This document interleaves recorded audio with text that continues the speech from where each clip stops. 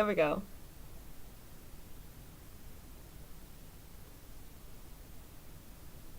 No? There we go. Oh, yeah. Oh my god. Okay. Okay. Oh my god.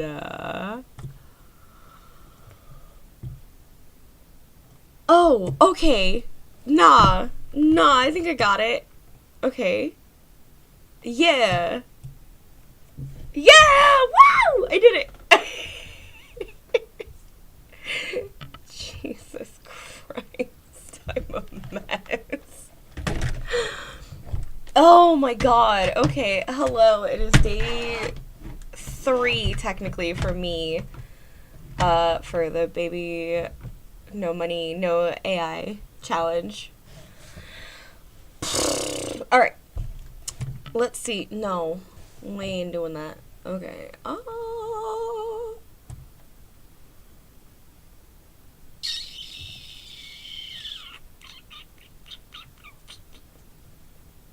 Let's see. Okay, I can close that. You need to stay up. That can close. That can close. Oh. Save. Okay, now that can close. Nice. Okay.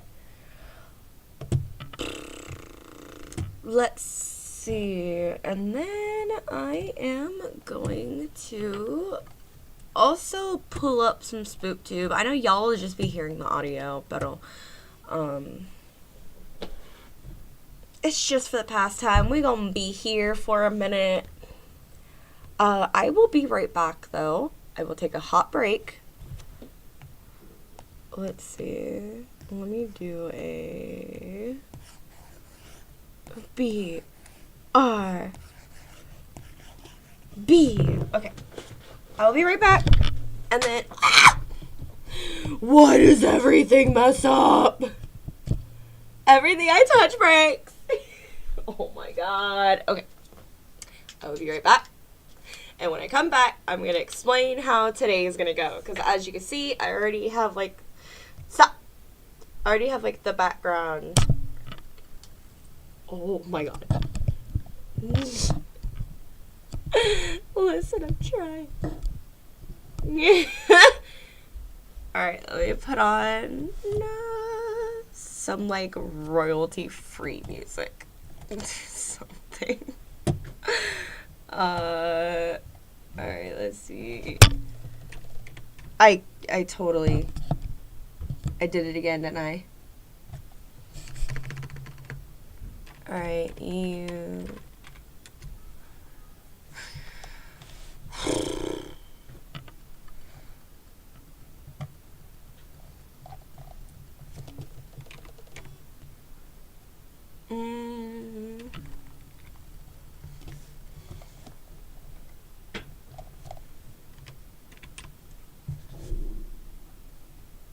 Damn, why?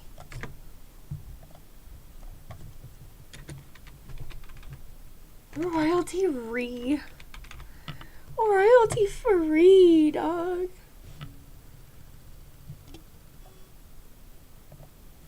Alright. I will be right back.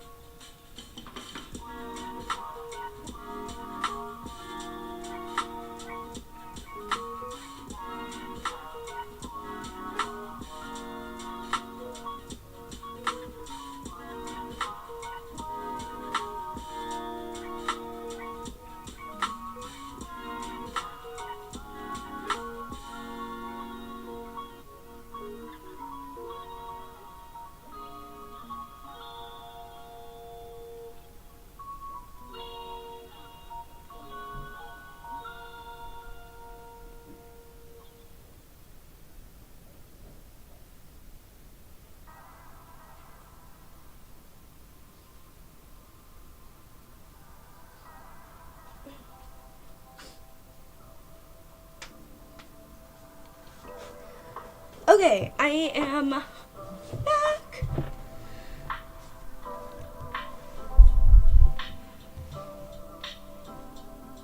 Okay. So, what I'm kind of wanting to do for today. So this is what I have. Yeah.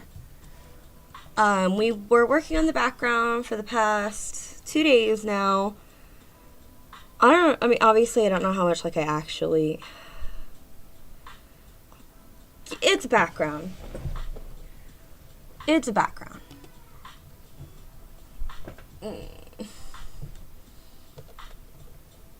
Let's see. Hold on, let me see if I can try to...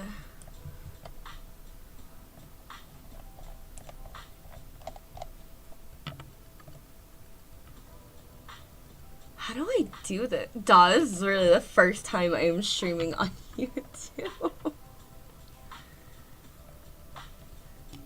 There we go.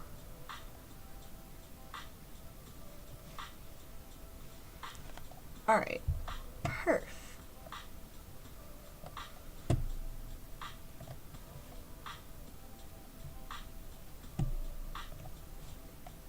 Okay. So...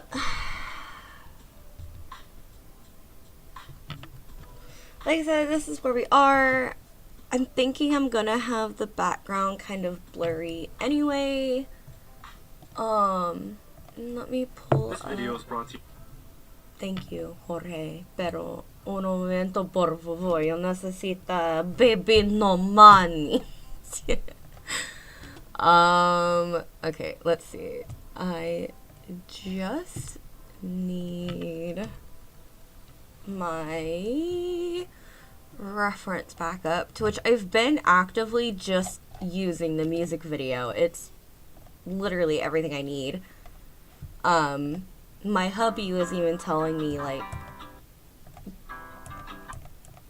be careful in making sure that, like, everything from the music video is in this. Because, of course, like, I wanted to be extra, wanted to add more, wanted to do this and that. And he's like, nah, keep it all with the music video. Like, and he's right, though. That's important. Let's see.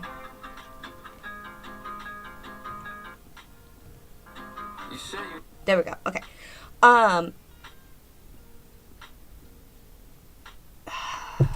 Let's see. Okay, I think I want to add, like, a little bit more depth here because I have depth there. Okay.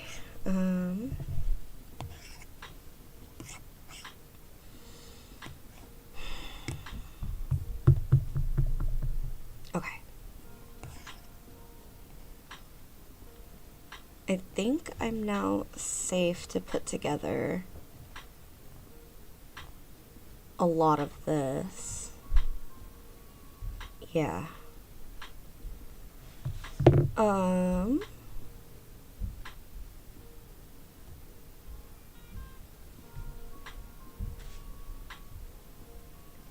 Let's see. Yeah, okay. That's fine. Okay, so that's that whole... Oh.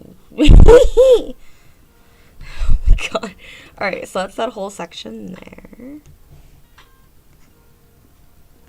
Let's see. Like I said, I need depth.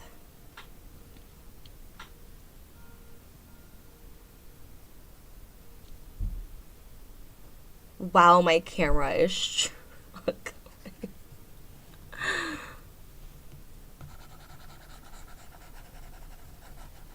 Okay, maybe...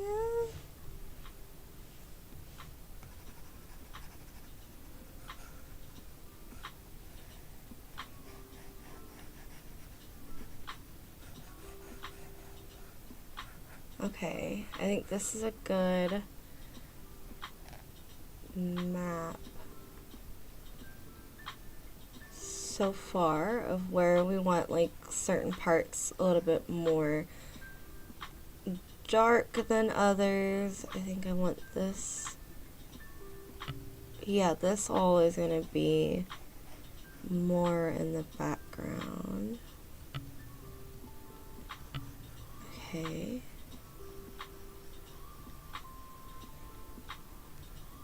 Oh, okay.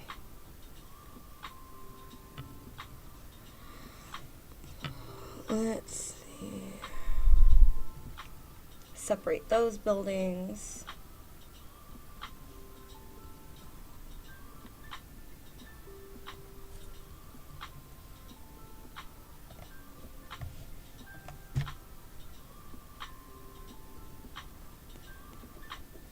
See, a little depth there. Bring that down.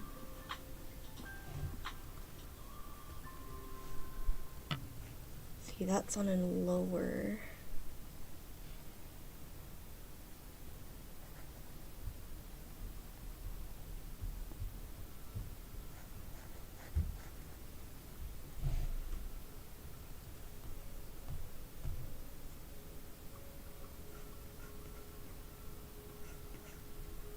Okay.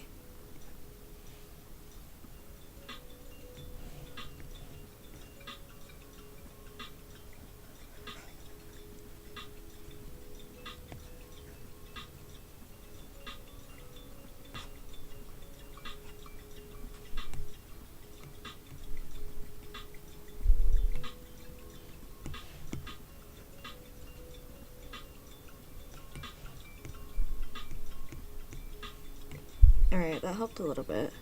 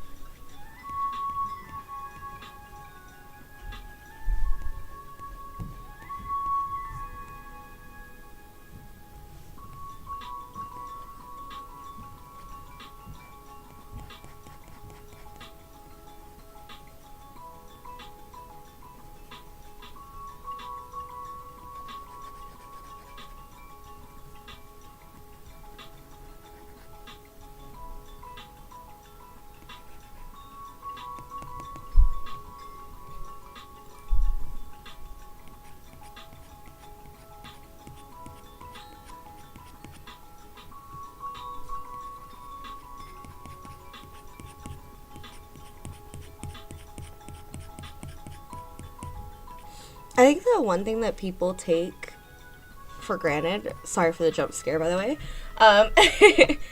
it's that I don't think, even with digital art, why? Oh my god! Is that even with digital art, people don't think that, you need to go with the brush strokes, which is understandable. Digital art's been such a big thing. That a lot of people have been going away from traditional. I grew up on traditional because my dad, and he would always drill in my head, be sure all the brush strokes are going the same way, at least for a neat look, and whatever. To which, I mean, he's right. You can tell when your brush strokes are going different than the way it's supposed to be, but I feel like that still applies even with digital art. So, like, that's why I'm trying to keep at least the different angles going the way they're supposed to. Oh, yeah. Yeah, there we go. Because, it all goes back to that stupid circle thing. Oh, thank God I can't draw it. I was going to start tweaking if I see that circle. It all goes back to that stupid circle thing. You know what? F it. This is the best way to explain what I'm trying to say. Alright, here, let's do this shit red. Alright, this is why it matters on which way your brush strokes go. Okay. You know what? Here, we're gonna make this even. We're gonna duplicate this. It's exact same, right? Exact same. Wow, it's so. I have to like zoom in. Okay. This is why it matters.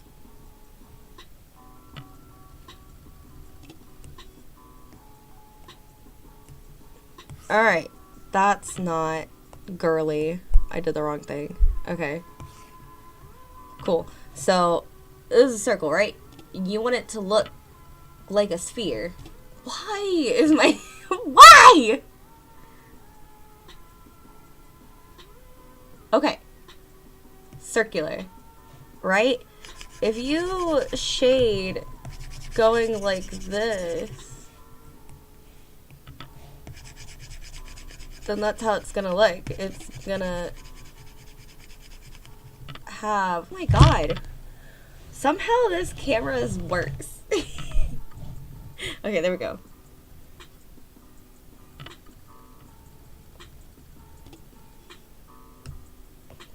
Bro, focus. I know I can't focus well, but bro. Okay. So essentially, because you shaded like this, you just created like a gradient. Yeah. When if you know, actively go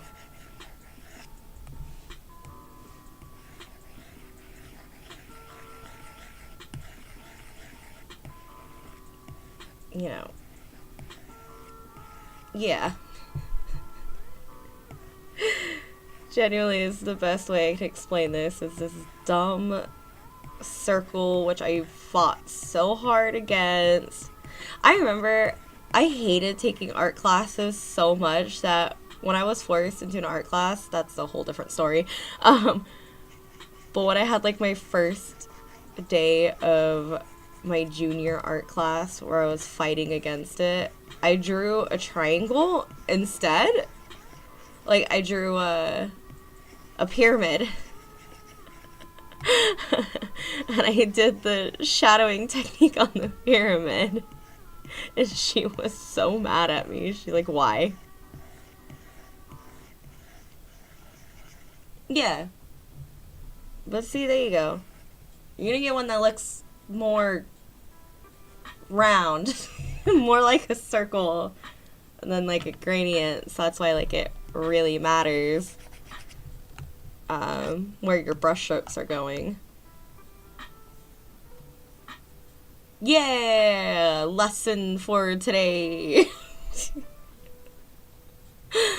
Oh my god. Okay. Let's see. Next thing I wanted to do was I wanted to make it like rainy. I know I have... Dog! Oh my god.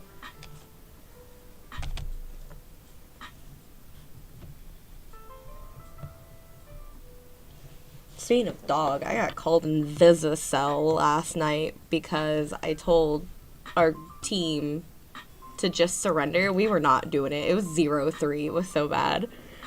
And I was like, dog, just surrender. It's okay. And apparently these two gamer men did not appreciate that. Did not appreciate I called them dog and said it was okay to surrender, that we weren't getting this. And they called me disrespectful and Visicel. I'm like, okay, I'm gonna go upstairs and wait for my husband to get home so we can cuddle. I don't know. It's weird. Playing Marvel Rivals kind of just reminded me on why I hated being a girl in the community. Oh, it's so dumb. And like the worst part is, it's not even, like, it's only kinda common. Like, it's maybe at least like once a night type thing. Focus! Focus! There we go. Yet, I have a lot more gamer guys that I end up getting paired with who are so freaking awesome and are not weird, so I appreciate that. Thank you. Thank you, people, for learning. It's very nice. But there's still weird people out there. Very weird people.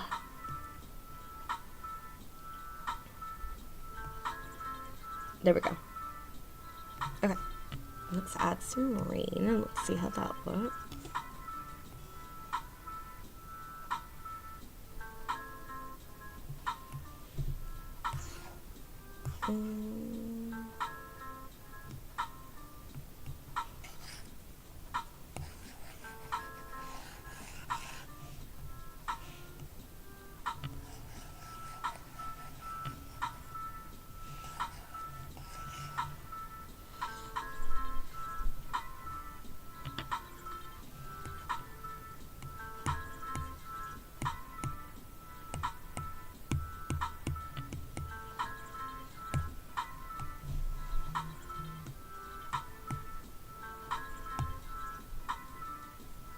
I don't know what that is.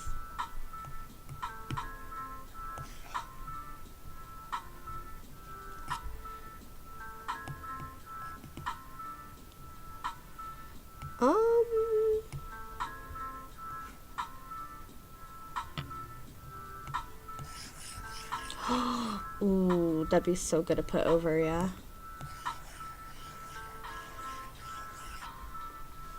Ooh, oh, that'd be good. Yo! Okay. Keep that in mind. You can be cooking.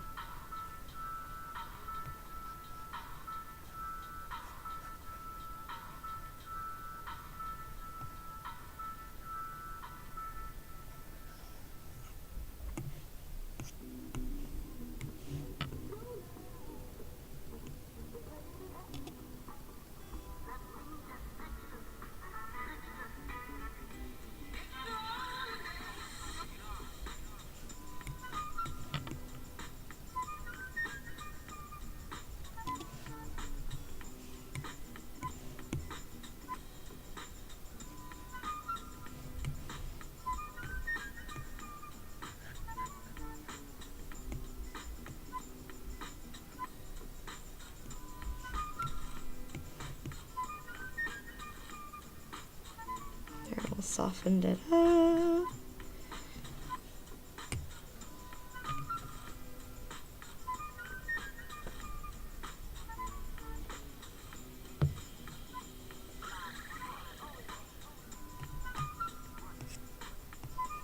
Probably want to add like different layers, ooh, of the rain too.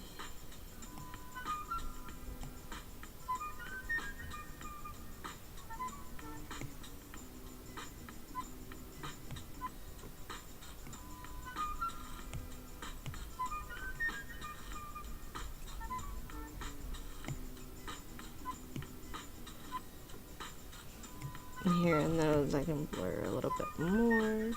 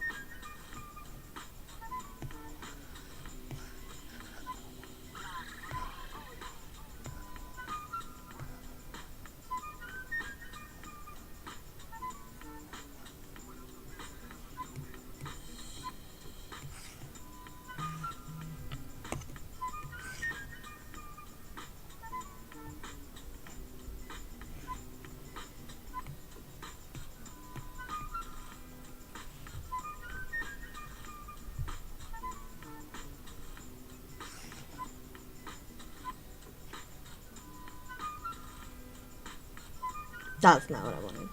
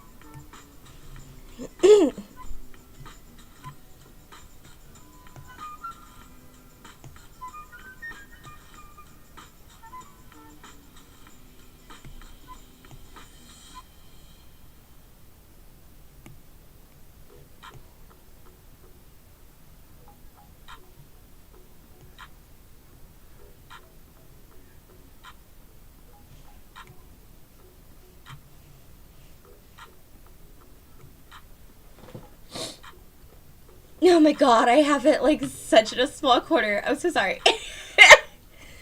Okay, and I know I said I'd put on spook tube. Let me do that. Alright. Hoy is Jorge con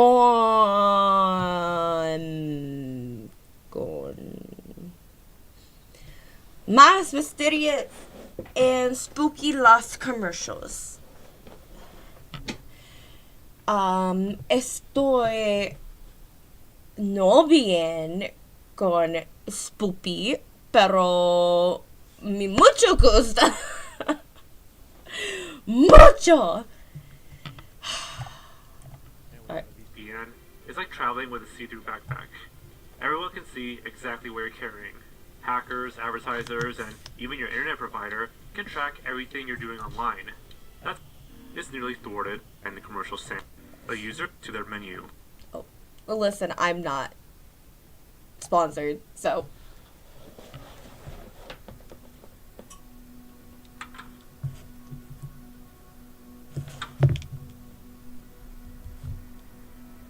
In 2004, McDonald's began adding more chicken-based food to their menu.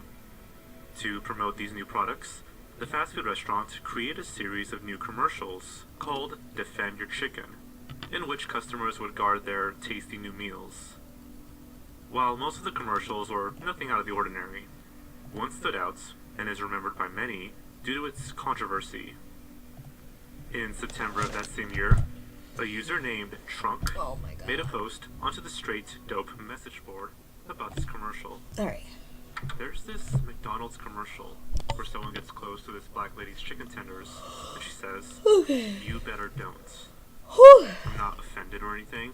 I'm just really surprised they would write that. What's next? A black guy in the commercial saying, "I be loving it." So apparently, McDonald's aired a commercial featuring a black woman protecting her chicken with a stereotypical dialect. Many others in this thread recalled seeing the commercial, but like most online discussions, it devolved into arguments. Beyond this forum thread, mentions of the commercial appeared on several other websites.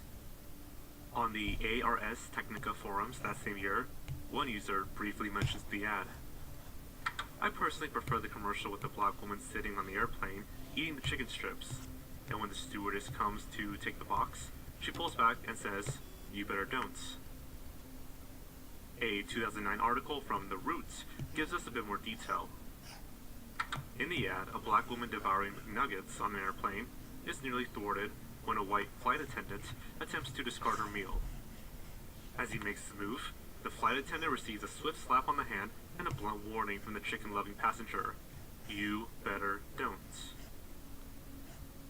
On Quora, a question for the worst McDonald's commercials of all time was asked, where a user named Sydney Cooper nominated the You Better Don't commercial. Unfortunately, I can't see the rest of his comments without joining Quora's subscription service, and that's just silly. Nevertheless, the search for this missing commercial wouldn't pick up until 2022, when a Reddit post on r/lost media reignited the mystery. You Better Don't, a strange McDonald's commercial from the early 2000s. A McDonald's commercial aired sometime in 2004 promoting chicken selects, chicken strips, pitched as nuggets for adults. Alright. The premise: a young black woman boards an airplane with the chicken. A flight attendant is collecting trash, reaches for the woman's chicken, and she responds with, "You better don't."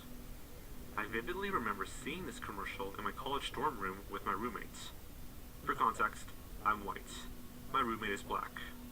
Whoever wrote this thing seemed to be going for a stereotypical black American dialect, but my roommates found the phrase, "You better don't," much more confusing than offensive. It was striking enough to see if anyone ever heard the phrase, "You better don't." Oh my god, hi girls! The responses, either no, Hi babies! never heard the phrase, or, oh, did you see that weird-ass McDonald's commercial too? The OP later remarked how the ad might have been, quote, pulled shortly after airing. And a later YouTube comment also supported this idea. I know I'm late to this discussion, but I recall seeing it in 2004 while writing my dissertation. Was in the Midwest at the time, and was both confused and offended. I'm a black woman for reference. Because the ad was related to my research, I wanted to cite it in my work. However, McDonald's quickly pulled it, and there was no afterlife, as social media/YouTube did not exist. It simply vanished without a trace. I was glad to see it off the air, but also bummed that I couldn't prove that it ever existed.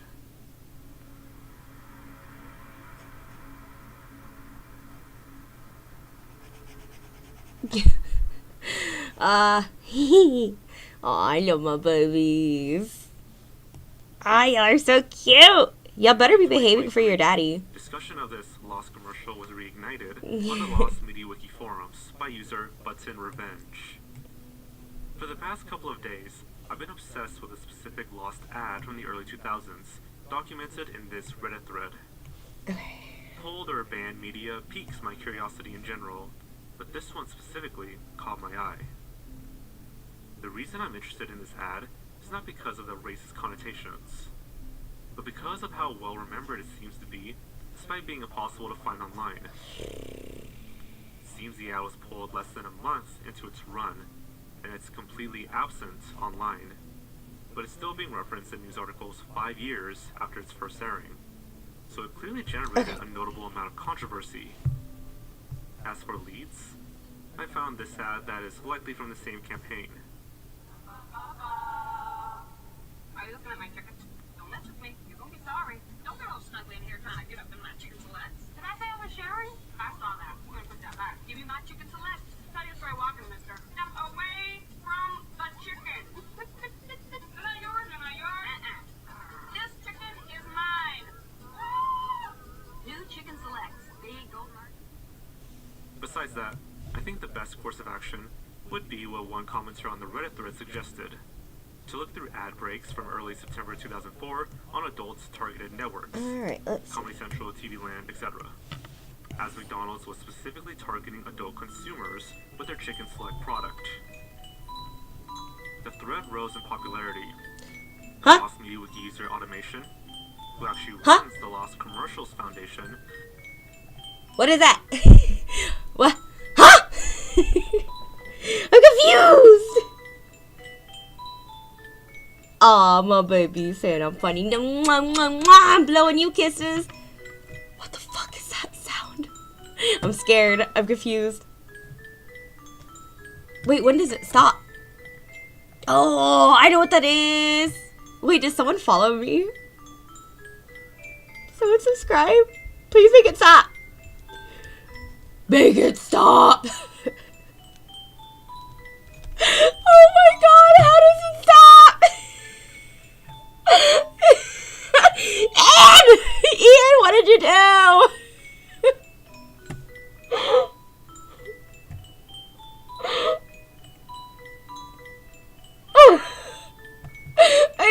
get it to shut up.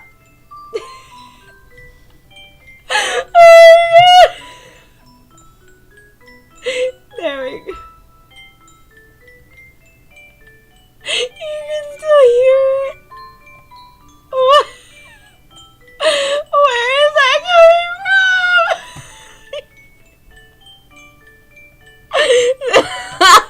Help! No! Make it stop! No! Ew. Why? Oh my god! Wait, what do I do?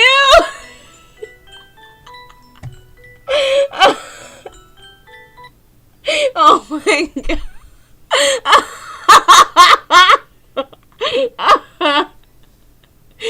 You broke my streak. It's still going. Okay.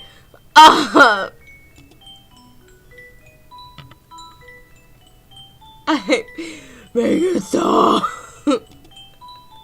Oh my god, I don't know how to work with it.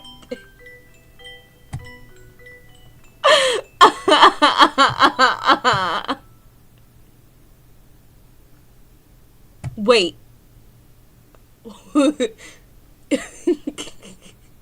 Wait, it's done. Oh my god. Don't do that again. Oh, the girls are dancing good.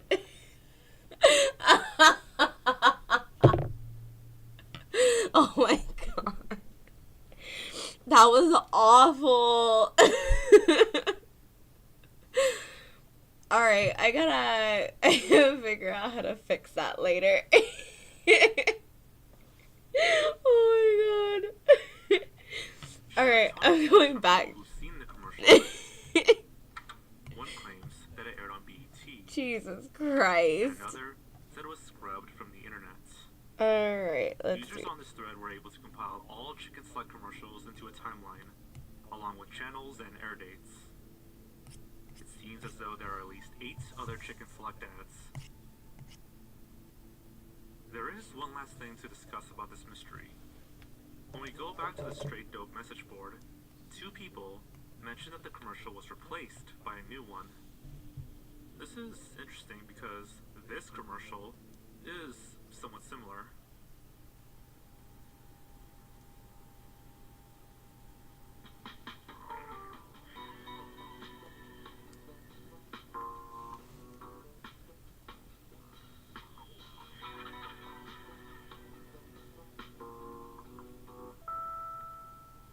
McDonald's Chicken Selects and McNuggets made with white meat. Get them while they're hot.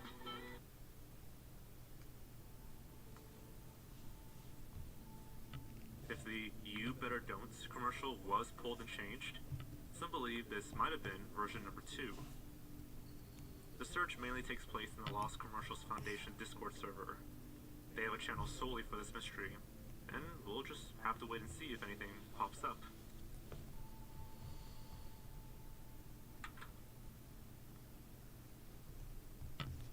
September 12th, 2022. Lost Greenpeace PSA/PIF featuring 11 commandments and about cloning. The user named Crisosaurus would post on the non-murder mystery subreddit about one of the strangest PSAs. For 20 years, I've hunted this ad, but to no avail. At this point, I am starting to doubt that it had existed. I've attempted several times, and I've tried different subs, r/tip of my tongue, r/lost media, etc. I really hope some of you remember this, or if possible, can help me to find it. But mostly I want to hear someone who tells me that they saw it. I am totally sure it was a Greenpeace ad. I think it was from the UK. I saw it on a TV show called Insomnia, which was about commercials from all around the world. and from different eras. It addressed the cloning scandal and its amoral facts, so I suppose it was from the 90s. In it, we'd see blood drops become stains. It looked like a lab test, blood in vitro and such, while each one of the commandments would appear on screen. Numbers for each commandment were made of liquid metal in a table of stone. With each commandment, a new drop of blood would fall. For the final commandment, I remember the face of a woman popped up. She looked like some sort of geisha. She had charged makeup. She appeared smiling. If I remember correctly, she looked kinda like this, amid clouds. Then, an 11th commandment would come up saying, "Thou shalt not clone." And the logo of Greenpeace appeared and turned red, like filled with blood. I have looked for it for years using different tags. Greenpeace 11 Commandments commercial, Greenpeace against cloning, 11 Commandments PSA, no results. The PSA dates from before 2002 without any doubts. It didn't have any voiceover, voice off, or voice of any kind. I remember some piano music, similar to Beethoven's Piano Sonata 14. This is vague. It looked British, blurry, and kind of similar to the surreal stuff that Brits would produce. If I dare to post here, it's because I've seen that some people look for this sort of stuff on this sub as well, so I'm going to give it a try, though I know it might be useless. At this point, I'm looking for someone who had seen this mysterious ad and not even expecting to locate it.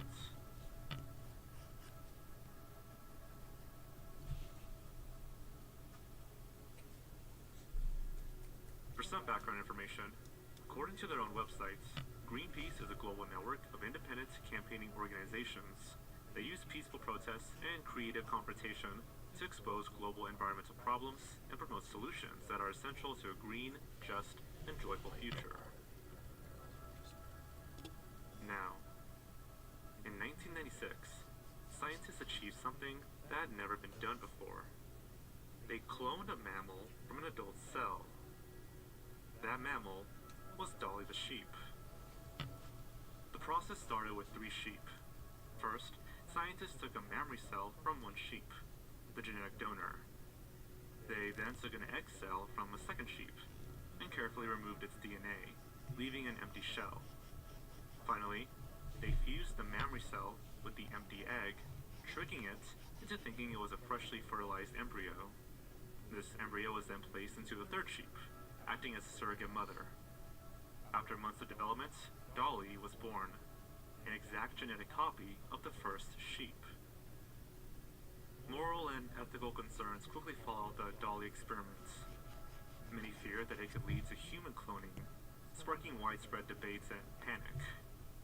Religious groups, in particular, opposed the idea, seeing it as humans pretending to be God and interfering with natural reproduction. I'm unsure if Greenpeace themselves responded to the growing outcry against cloning, but it's easy to believe an ad like this would exist back in 2002, even if it wasn't made by Greenpeace. Back to the Reddit post, something that stands out is the Insomnia show that OP mentioned. Can you provide more information about the Insomnia show? Network, approximate air dates, summary, genre, etc.? If we can track when it aired, we can ostensibly find the episode and confirm the commercial exists, and or contact the production company or broadcaster and see if they have any information. The Insomnia show was aired in Mexico from 2000 to 2011, I think. It featured tons of commercials of any kind, and to this day, it is regarded as a cult show in many places. Sadly, the show itself is also lost. Only some fragments of it survive, and the whereabouts of the producers are unknown. Here's the article on the Spanish Lost Media Wiki about the show. OP continues with more information. I recall the Greenpeace logo filled with blood, like white turning red. However, I am open that it could have been made by someone else. That day, Insomnia broadcast different disturbing PSAs. Perhaps my memories are mixed. The 11 Commandments, the blood, and the eerie, blurry atmosphere is totally certain anyways. Yes, the show had a part dedicated to PSAs only. Every episode had at least one or two somber PSA, some of them truly disturbing. This one is the only one that seems to be untraceable, the rest have been more or less located. The ad I am looking for lasted like a minute and a half. It was kinda longish. Only the 11th commandment addressed the cloning topic. It was like the climax of the ad. In fact, the whole commercial was kinda confusing till that part. Like, where is this going to? The commandments and blood drops? I had to wait till the punchline to understand the points of the ad. User Crisosaurus would post about this missing PSA several more times on two different subreddits, such as Tip of My Tongue and Lost Media. Unfortunately, most of them have garnered little to no response, let alone any leads. It's totally possible that this could be a hoax, but OP has been posting about this ad on Reddit for the past 7 years. If this is merely a hoax, then holy hell. But until any information comes out, it will remain a mystery.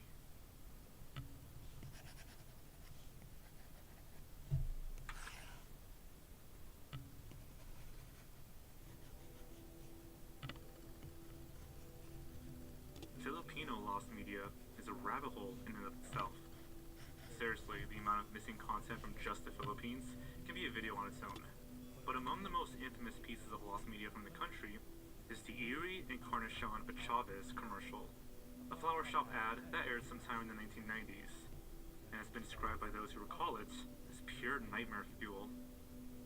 Despite its popularity, no footage has been recovered, cementing it as one of the most sought-after pieces of Filipino lost media. The story begins in 2018, when users on the Spooky Advertisements Facebook group began posting about a commercial called Encarnacion Chavez. One of the first posts was from a user named Jemanuel Cordero, who did an audio-only recreation of the ad. Other users began asking about the commercial, and sharing what details they remembered. According to the Lost Media Wiki, the Encarnacion Chavez commercial had a dark, almost horror-like atmosphere, an ominous voiceover, and an actress whose presence felt more like something out of a ghost story than a floral promotion. From eyewitness descriptions, the ad begins with a zooming camera shots revealing red roses amid a dark background. The song Shepherd Moons by Enya can be heard playing. A woman wearing a white dress and hugging her mom is shown next, before cutting to 3 bouquets.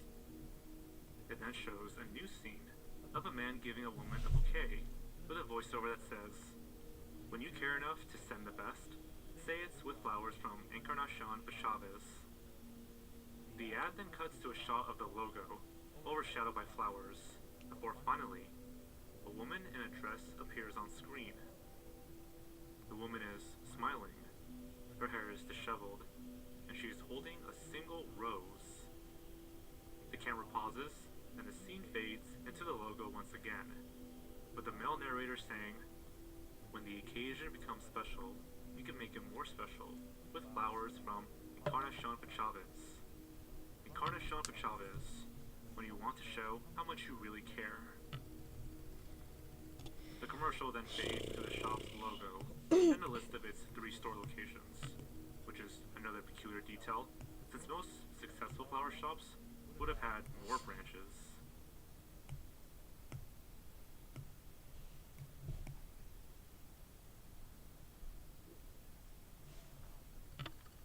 Since then, the mystery has been shared to Reddit various times by many different users. One of which, Wes Westbrook, said the following: "The lady that was in this commercial had absolutely wild hair, covering much of her face, although you could see her eyes, nose, and mouth. You know how witches are portrayed in movies? Canon? The background is black, with a light behind her. She is also wearing black and holding a single red rose. Now imagine that, and then she slowly turns to look into the camera while holding the rose close to her face and giving an eerie smile." Another user added, "The eye contact. It felt like she was staring directly into your soul, as if she was saying she would sacrifice you to the devil later tonight, haha." Some Some believe that the unsettling nature of the commercial led it to being banned, while others suggest it simply aired late at night, making it difficult to track. It has been speculated that it aired around 1993 to 1994 on ABC 5, now TV5, and RPN 9. Particularly during runs of the US game show The $1 Million Chance of a Lifetime. Around this time, the Lost Media Wiki chose this mystery as part of their On the Hunt campaign, a group effort to search for pieces of lost media. A very thorough list of sightings was compiled by members of the search team, including channels and approximate dates. A few more recreations, including visuals, were also made. Unfortunately, despite years of searching, the commercial has still remained lost. The On the Hunt channel closed down, and the search has stagnated. This topic is likely the most popular one on this list. There are simply far too many recollections for the ad to be a hoax, and the store clearly exists. As of today, no official footage of the International Chavez commercial has been found. While there have been claims that a VHS tape of the ad exists, it remains to be seen if the tape will ever be recovered or uploaded online.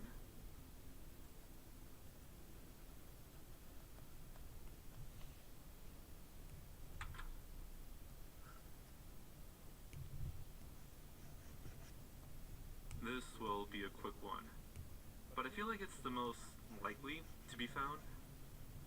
2000's possible PSA, child's birthday, and can't blow out candles due to coughing. On April 17th, 2022, a Reddit user named ZephyRMickey would make this post on the r/tip of my tongue. I vaguely remember a kind of creepy commercial, possibly on Nickelodeon or Cartoon Network around the mid-2000s. I remember it focusing on a birthday cake. I want to say it's a lit 2 candle, and a family singing happy birthday. The kid, not seen, is trying to blow out the candle, but keeps coughing, and the wax is slowly melting all over the cake. I'm thinking that it's maybe about secondhand smoke, or some disease, and they won't live past 2. In case it was a local ad, this was viewed in the Northeast US. This mystery was shared by Into the Bounding Main, which some of you might remember was involved in the Demon's Carb Solution search. He also founded the Lost Commercials Foundation. I've seen this on YouTube fairly recently, but can't find it at the moment. I'm fairly certain it was about pertussis, or whooping cough, or asthma. Pretty sure there was a dinosaur candle, or the cake had dinosaur icing. Into the Bounding Main tweeted an image detailing the missing PSA. In response, a user quote tweeted that they remembered seeing the ad. Holy shit, I remember this commercial vividly too. Played a lot. So much so, it's surprising to hear that's lost. Also can confirm it aired on Cartoon Network. That's where I saw it. If you don't mind, what was the location? I was in Maryland at the time. Thanks. Roughly what year? Pretty consistently around the mid to late 90s into the 2000s.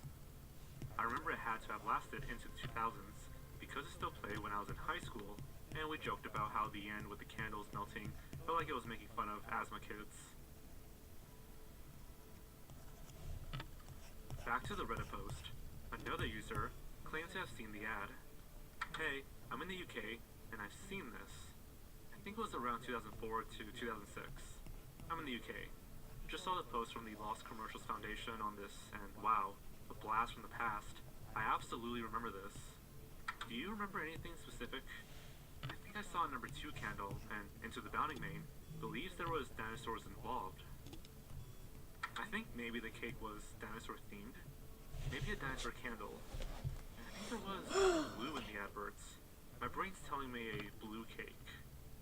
I remember a close. Alright, so here I'm just trying to do the gradient mapping with the Finally, skin. one user recalled a very similar ad. Oh, my Albeit there's knees. no children, and it's animated. This isn't technically So good. this will try to help It's far more recent, so I highly bring doubt the different this. colors But maybe in it for starts. his skin, Have you even heard though of you Little really Ones in a cannot. Great Big World? This I advert is promise quite this similar. is like a yellow. Wow. Oh my god. smoked as a teen and never grew to normal size. My little lungs are gonna need a lot of air for this.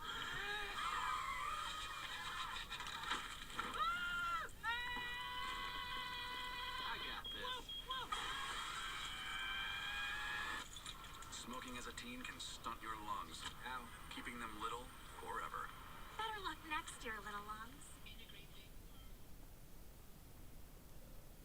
This ad is remarkably similar in premise, but it clearly isn't the birthday PSA that we're looking for.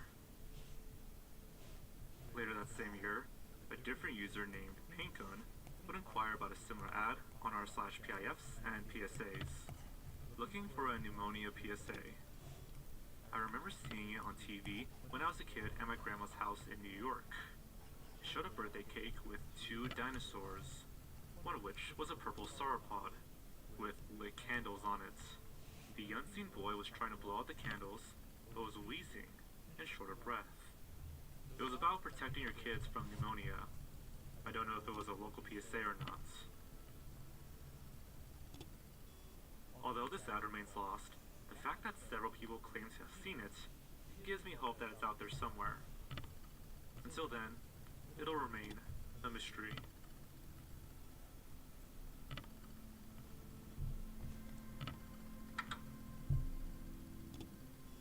This final entry is a bit of an update from my last video on spooky commercials, but we still have 2 more pieces of lost media to cover. Hate Hurts You was found by Reddit user Delchi, who came across the full ad in, quote, a collection of television history. Que Sera Sera was found by members of the Lost Commercials Foundation Discord. Turns out it wasn't a PSA at all, but rather a promo for the 2011 true crime series Snapped. Unfortunately, the 2 Filipino PSAs, Shabu and the fake Doomsday one, are still unconfirmed to even exist. That leaves only one, the Key to Heaven's PSA. A mysterious ad featuring a boy and his mother on a boat. When the boy turns to face his mother, she becomes a demon monster thing. The boy tries to hug his mother, but she ends up drowning him. And the ad ends with a "do not abuse children" message. Well, after my video came out, y'all went to work and found this video called The Number to Heaven.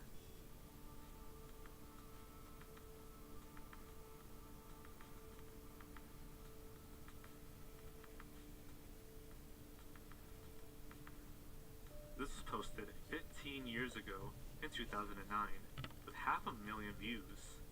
Turns out it wasn't a PSA at all, and instead was a short film by Jason Eisner for some film festival.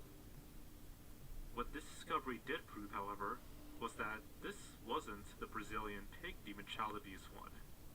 For those that may not remember, a different user commented under the Key to Heaven post about a similar ad. Okay, I'll be It was assumed that they right might be back, talking about the same but I video. will leave the YouTube Because playing some for y'all. details misremembered, but we now know that this is an entirely different lost ad.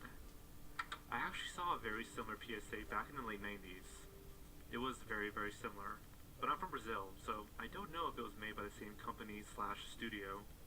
The one I watched had this boy and his dad, and they're waiting on a bus station. The kid is eating a cotton candy while his dad is smoking a cigarette very close to him as they're holding hands. Then the next cut, we can see the smoke going from the cigarettes to the kid's candy cotton. The boy tries to get away, but the dad keeps pushing him. Then I vaguely remember a slow motion scene with passerbys ignoring the child's sorrowful look as they walk by the bus station. He also tries to scream, but he has no voice. And for that, no one can hear him asking for help. After that, the camera shows them standing on the bus station, just like the beginning. But the dad has turned into this very weird pig-like human devil creature.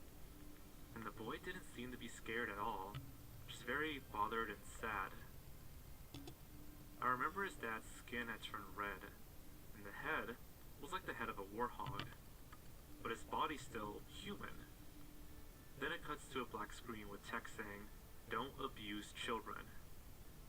Then the text changed to, "If they don't have a voice, speak for them. Report child abuse." It was very bizarre, and it's still haunting me to this day. I it in elementary school twice, but never saw it again.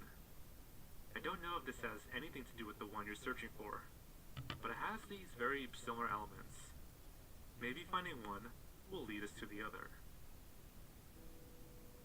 This comment caught the attention of the Lost Commercials Foundation, who began to conduct a search. 2 other Reddit users who are believed to have seen this ad were from Rio de Janeiro. A Brazilian user contacted the Lost Commercials Foundation and claimed that their mom saw the ad on TV Cultura after 9 p.m. Unfortunately, even after my first video, the ad remains lost. But there is one last update from Into the Bounding Main. I have received further information. The same campaign, or at least a very similar one, was ongoing in the mid-2000s. There were PSAs featuring monsters on a number of topics other than child abuse, including safe driving and anti-smoking. Somebody close to the OP claims to have been working at a daycare center between 2005 and 2008, during which time they watched afternoon educational programming with the children. These commercials likely appeared on Futura, TV Cultura, and possibly Bandeiraites, though the former 2 are apparently more closely associated with educational content. This witness also remembers the PSA similar to the one in the original comments, in which you can see the shadow of the adult turning into a monster holding the child's hand. It was also set at a bus stop, and the message at the end was, "Child abuse is a crime." In the meantime, I have been in contact with a Brazilian TV historian named Fabio Marcanzini. Unfortunately, he doesn't recognize his PSA, but has retweeted a link to this thread and said he will ask fellow archivists if they know anything more. And originally that's all I had for this video, but as I was checking my Scary PSAs video for this update, I discovered another lost PSA from my own comments section. I was in a 1987 child abuse PSA. It was produced by WGBH, and it aired during an episode of Nova. This is extremely unusual because WGBH is a PBS affiliate, which doesn't air commercials. The PSA showed a young child crying. The toddler was played by me. Then it cuts to a punching bag being hit. Then it cuts back to an image of me with a bloody nose and a black eye. It ends with a black screen with the WGBH logo and the Massachusetts Department of Children and Families logo. There was a shorter version that ended after the punching bag scene, without the WGBH logo. I remember seeing it as late as 1996. I can't find a single mention of the PSA anywhere. Edits. From reports in the replies, it seems to have aired all around the East Coast. Edit 2. I think I have a lead. I was looking at the Paley Center for Media's archive. They have a full, uncut version of Nova, Why Do Planes Crash? This episode aired on February 2nd, 1987, which lines up perfectly with the time that the PSA began airing. I'm going to go to New York City when I get the time, so the search might be over after 20 years of searching. Edit 3. Paley Center for Media only archives the episodes without any bumpers or PSAs. That's it.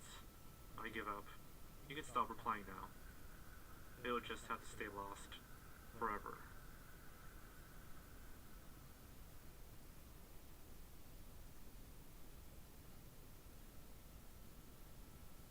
Thanks again to Private Internet Access for sponsoring this video. Use my link and grab an 83% discount on Private Internet Access.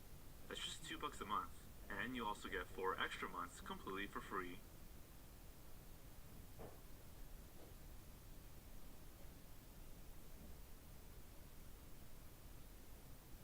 This video is brought to you by AG1. Now, if you're like me, you have an annoying habit of buying all these supplements and vitamins in the pursuit of being healthier, but they can collectively be very expensive, and let's be real, you stop after a week or so. That's why I'm glad to talk about today's sponsor, AG1. AG1 is my go-to morning supplement that contains a host of high-quality vitamins and nutrients. Seriously, the ingredient list in just one scoop is absolutely insane, supporting everything from stress management to focus to healthy aging. Alright, hello everybody. I am back. And they show a sketch. Let's see, what's BookTube video?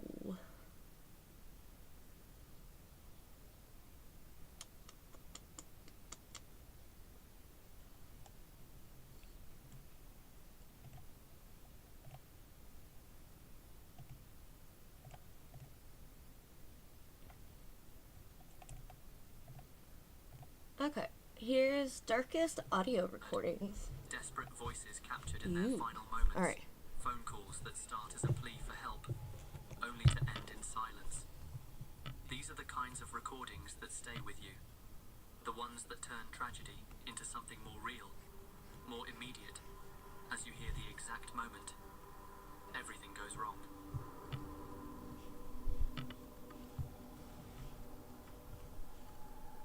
Longmont, Colorado, December 2012. If you were to pass through, nothing about this town would seem out of the ordinary. It was quiet, unremarkable, the kind of place people moved to when they wanted to settle down, to start over. For Beatrice Tintora Silva, that's exactly what she was trying to do. She had spent the last 4 years in a relationship with a man named Daniel Sanchez. By all accounts, things hadn't been perfect. But in the final months, they had become something far worse. By Thanksgiving, she was done. The relationship was over. Beatrice had moved out, cut ties, and tried to move on with her life. But Daniel wasn't ready to let go. At first, it was just messages. He wanted to talk, to explain. Then, he started showing up, outside her work, outside her home, sitting in his truck, watching, waiting. And on December 15th of that same year, things escalated. Beatrice agreed to meet him in a Best Buy parking lot to discuss a repayment of money she had loaned him. But the second he saw a message from another man on her phone, he snapped. He grabbed the phone, sent threats to the other man, and then he turned on Beatrice. He dragged her back into his truck, drove her down an empty road, and held her hostage for several hours, demanding information about her new relationship, slamming her head into the dashboard. She would eventually escape from this ordeal, immediately heading to the police. Sanchez was arrested, charged with domestic violence, kidnapping, and false imprisonment. It should have ended there, but it didn't. On December 17th, at 10 p.m., Daniel Sanchez was released from jail. Beatrice was warned, told to go somewhere safe, to stay hidden. But she didn't run. She moved in with her sister and her brother-in-law, thinking she'd be safe. For the next few hours, the house was quiet, but outside in the darkness, someone was watching. Sanchez had spent weeks stalking Beatrice. Sitting in his truck just beyond her home, watching the lights go out at night, imagining who she was with, obsessing over the life she was building without him. At some point in the early morning hours, he stepped out of his vehicle, a .45 caliber Glock in his hand. He had already made up his mind. Sanchez shot out the back door of the home to get in, moving quickly. In one of the bedrooms, Maria Tintora Silva and her husband, Max Aguirre Ojeda, had been asleep. They never got the chance to run, never even got the chance to fight back. Within seconds, Sanchez would take aim and fire. It was in this moment, somewhere in the chaos, that Beatrice made her final call for help. 911, what's the address of the emergency? 11464. I need you to say the address. I can't understand you. 11464 Hot Springs. Okay, repeat the address one more time to make sure I have it right. No. This is the moment he would shoot and take the life of Beatrice Tintora Silva. She was just 25 years old. The line is still open. There's no more screaming, only silence. And then, a voice. Okay, this is 911. What's going on? Everybody right now. You just everybody? Yeah. Okay. What is your name? Daniel Sanchez? Pablo Sanchez? Yeah.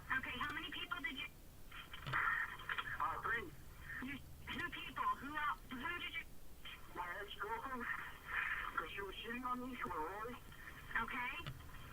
And I'm gonna stop right now. Pablo, I need you to stay on the phone with me, okay? Just wait until we get there. Pablo? Yeah. Okay, just stay with me, okay? Don't hurt yourself. Okay. Okay?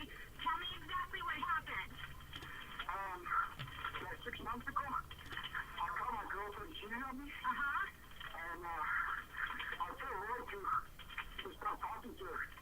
Okay. He wouldn't do it. He pressed charges on me, kidnapping. I'm not on bond right now. But, Okay.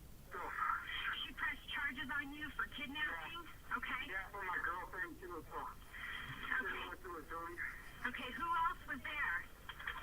What do you mean? Who else was there with you tonight? The other two people, do you know who they were? Her sister and her husband. Okay. Okay. Okay. How did you get there? Driving? You drove there? Yeah. Okay. Are you there by yourself? Yeah. Okay. Okay, what room are you in right now? Pablo? Pablo? One final gunshot. By the time officers arrived, there was nothing left to save. A total of 15 rounds were fired. The gun, a Glock 45, was still loaded when officers arrived. In one bedroom, Maria and Max lay lifeless. In another, Beatrice. Beside her, the man who had refused to let her go. Sanchez had forced his way inside. He had stalked her for weeks. He had been violent before. He had been arrested. Police knew. Beatrice knew. Everyone around her knew. But it wasn't enough. Even after everything he had done, even after kidnapping her, threatening her, laying his hands on her, he was still allowed to walk free. 4 people gone. And it all ended with a single phone call. A call that started with desperation and ended with gunfire. A recording of the exact moment when everything ended. This is the darkest audio recordings.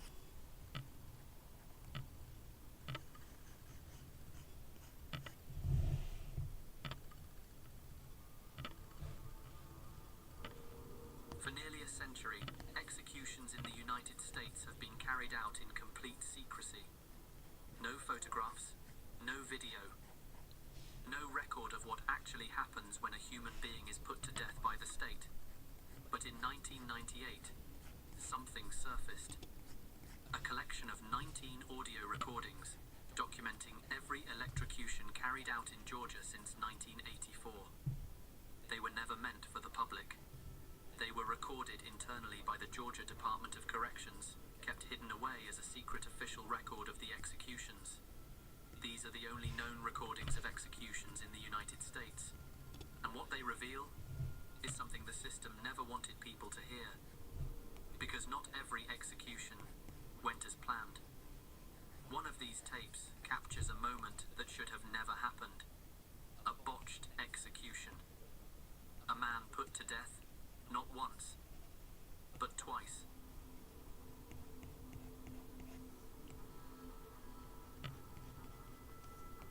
In the late 1800s, America was searching for a new way to kill.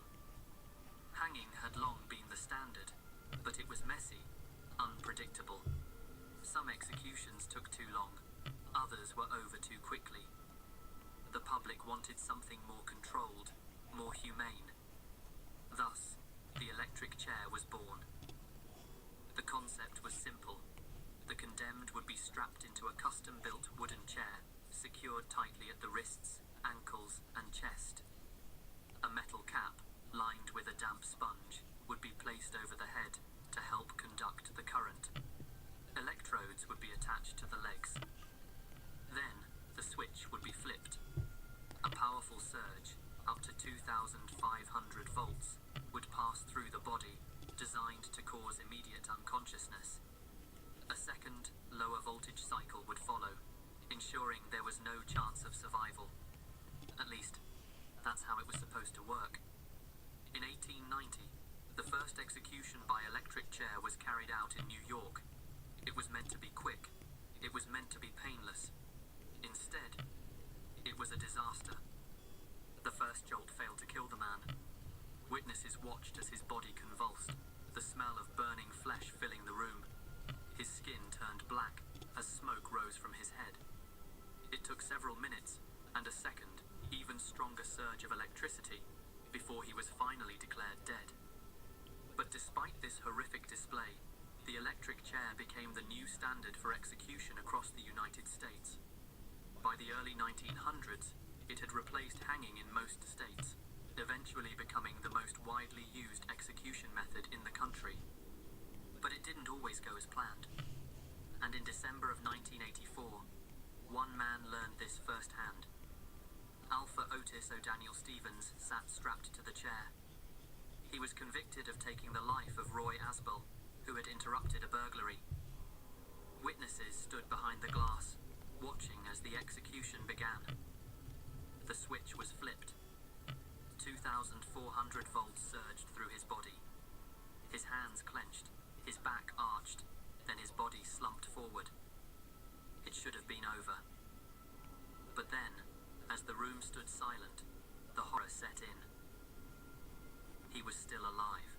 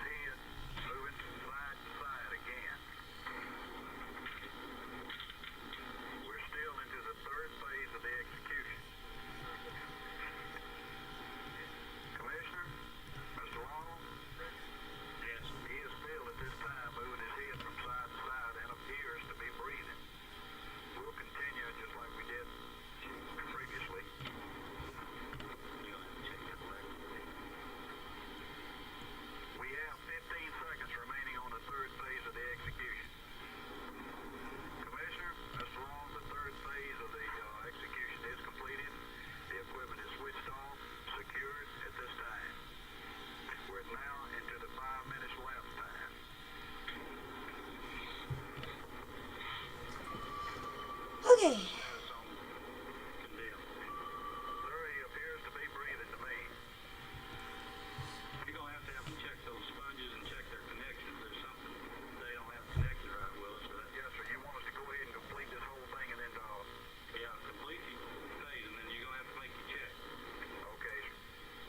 Commissioner, Mr. Long, we have completed 1 minute of lapse time. We have 4 minutes remaining. I might also advise at this time that I do not detect any movement from him at this time. He appears to have stopped moving. Still no movement from any of the witnesses. They were just sitting very still, observing the condemned in the chair. Shows time at 12:32.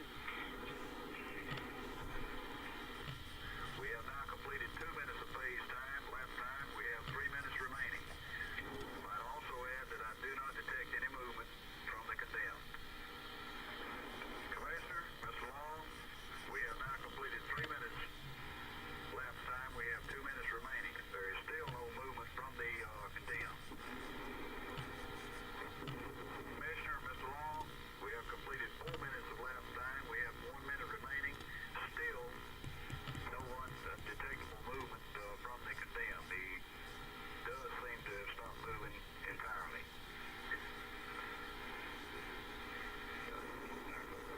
Commissioner, Mr. Long, we have completed our 5 minutes lapse time. Stand by for the physician's check. At this time, the superintendent and the 2 physicians are entering the execution chambers for their check. The first doctor is now in the process of making his check for vital signs. Show the time at 12:36. I show the time is 12:37. Second doctor is still in the process of conducting his check for vital signs.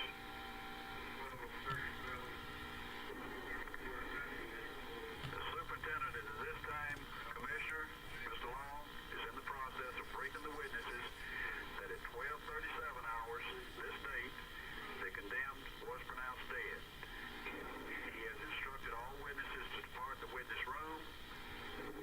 Back to the front of the institution. At this time, the curtains are drawn.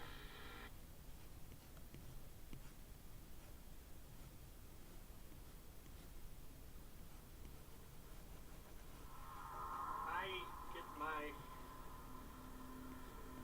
excitement from making a woman happy. Huh? I was hesitant to cover this one. The story of David Parker Ray has been told countless times. Every detail, every disturbing fact, every theory has been covered to death by YouTubers, documentaries, and crime podcasts. By now, it feels like there's nothing left to say. But recently, something changed. For years, the infamous tape recording, the one Ray played for his victims, was only available in reenactments. Every version online was either a dramatic reading, an AI-generated voice, or a transcript read aloud. But in October of 2022, that changed. For the first time, an official real copy of David Parker Ray's Toy Box Killer tapes was released. A file pulled directly from evidence records. His real voice, speaking exactly as his victims would have heard it.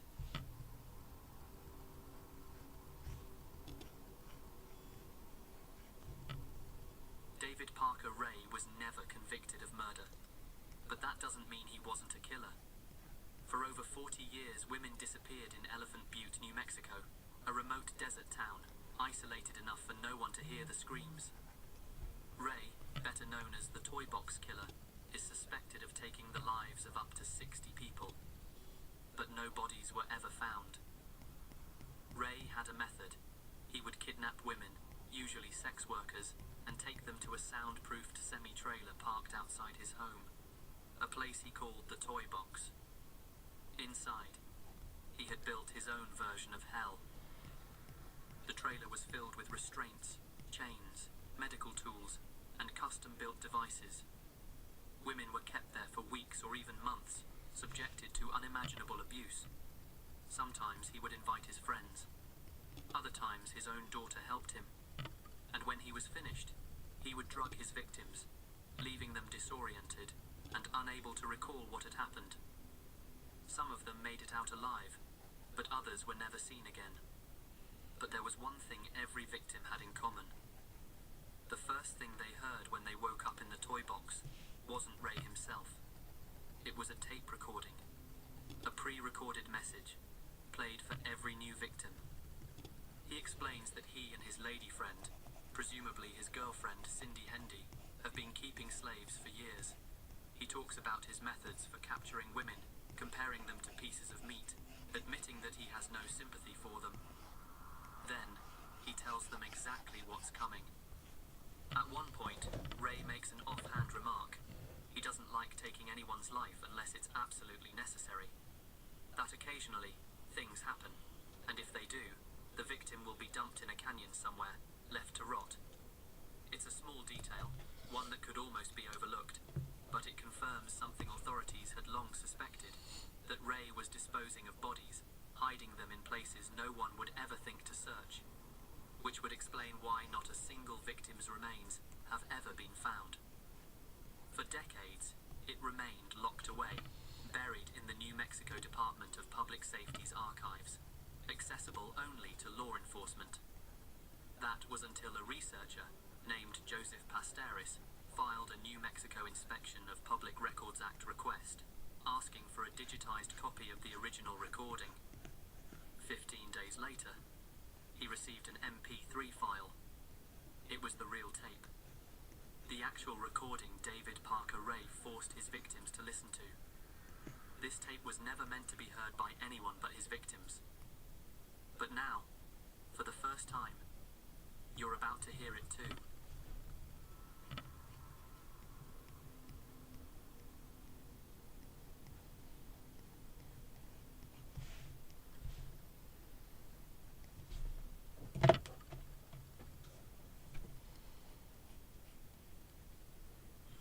Okay, we both know what you've been brought here for. A lot of your wrists and ankles are chained, and you're gagged because you're not going to like the way I do it. You're going to be kept here, naked and chained down. I'm going to use you. I'm into bondage and S&M. It's kind of hard to find willing partners that goes for that. So when I get the urge, I go out, find me some good-looking little turns me on, kidnap her, and keep her in my playroom for a while. And this time it's your turn. I'm not going to cut you up or do anything that will cause serious injury. And don't worry about being killed. I don't plan to do that either. As long as you don't know me, you don't present a risk. And in a week or two, when I'm through with you, you can be turned loose. And if you pass out while I'm doing this, I'll revive you with ammonia inhalants. I want you to feel every second of it. I'm sure that it goes without saying that you will not be given any opportunity to escape. A long, heavy chain is going to be kept locked around your neck all the time that you're here. Even if you did manage to get your hands and feet loose, there's no way in hell you get a chain over your head. I've told you exactly what I plan to do, and it's going to be painful as hell. That's the way I want it to be. If I thought that you knew enough to cause serious problems, you would not be turned loose. You would simply disappear. Don't do anything to create a situation where it might become necessary. But so much for that. I think you get the point. As soon as I turn this tape off, you will have an excellent opportunity to try to beg for me to turn you loose. I may or may not be able to understand you through the gag, but if you want to, feel free to try. I love to listen to beg and plead. And this is the end of the tape. David Parker Ray was sentenced to 224 years in prison. Despite being suspected of taking the lives of up to 60 people, he was never convicted of murder. The only charges that stuck were for kidnapping, after multiple victims, including Cynthia Vigil and Kelly Garrett, came forward to tell their stories. Even with the testimonies, even with the FBI sending over 100 agents to search his property, no bodies were ever found. And any chance of getting more answers ended in 2002, when David Parker Ray died of a heart attack before he could be interrogated further. The recording you just heard was real, the same one played for his victims as they woke up inside that trailer. Hearing it now, in a controlled setting, Imagine being in that room, trapped, helpless, forced to listen, knowing that every word was about to become your reality. A final message from the man who decided their fate. One that, for many, was never uncovered.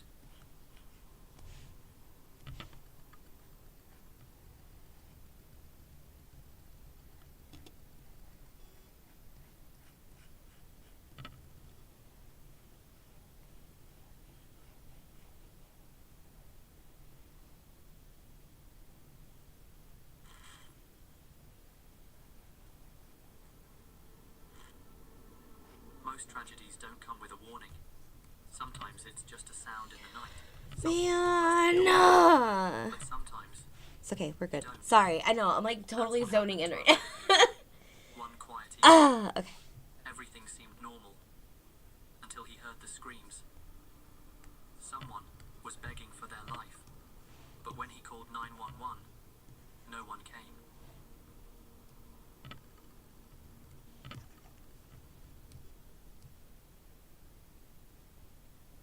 At around 8:30 or 8:45, I arrived home from a quick trip to town to grab a beer. As I got out of my car, I could hear something.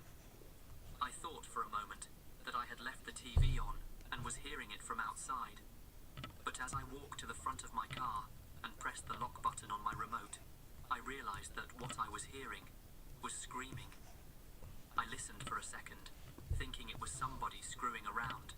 But then I heard a woman's voice scream, and an adult male voice yelling something I couldn't make out. There was a dog barking from the same direction, as well as a repeated thudding noise. I immediately dialed 911 and told the police. They could even hear the screaming in the background. They said they'd send an officer to drive by, but an hour passed and none came. I watched for them on my security cameras. Oh yeah, I've seen this one. Oh! And to be quite honest, Okay. it means I can enjoy so much more food than most. What happened? I clicked something. I don't know what I clicked. Let's see.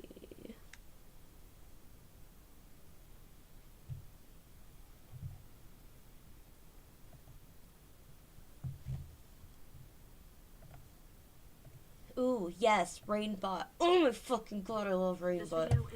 Literally been watching her since high school as my bestie. Holy shit.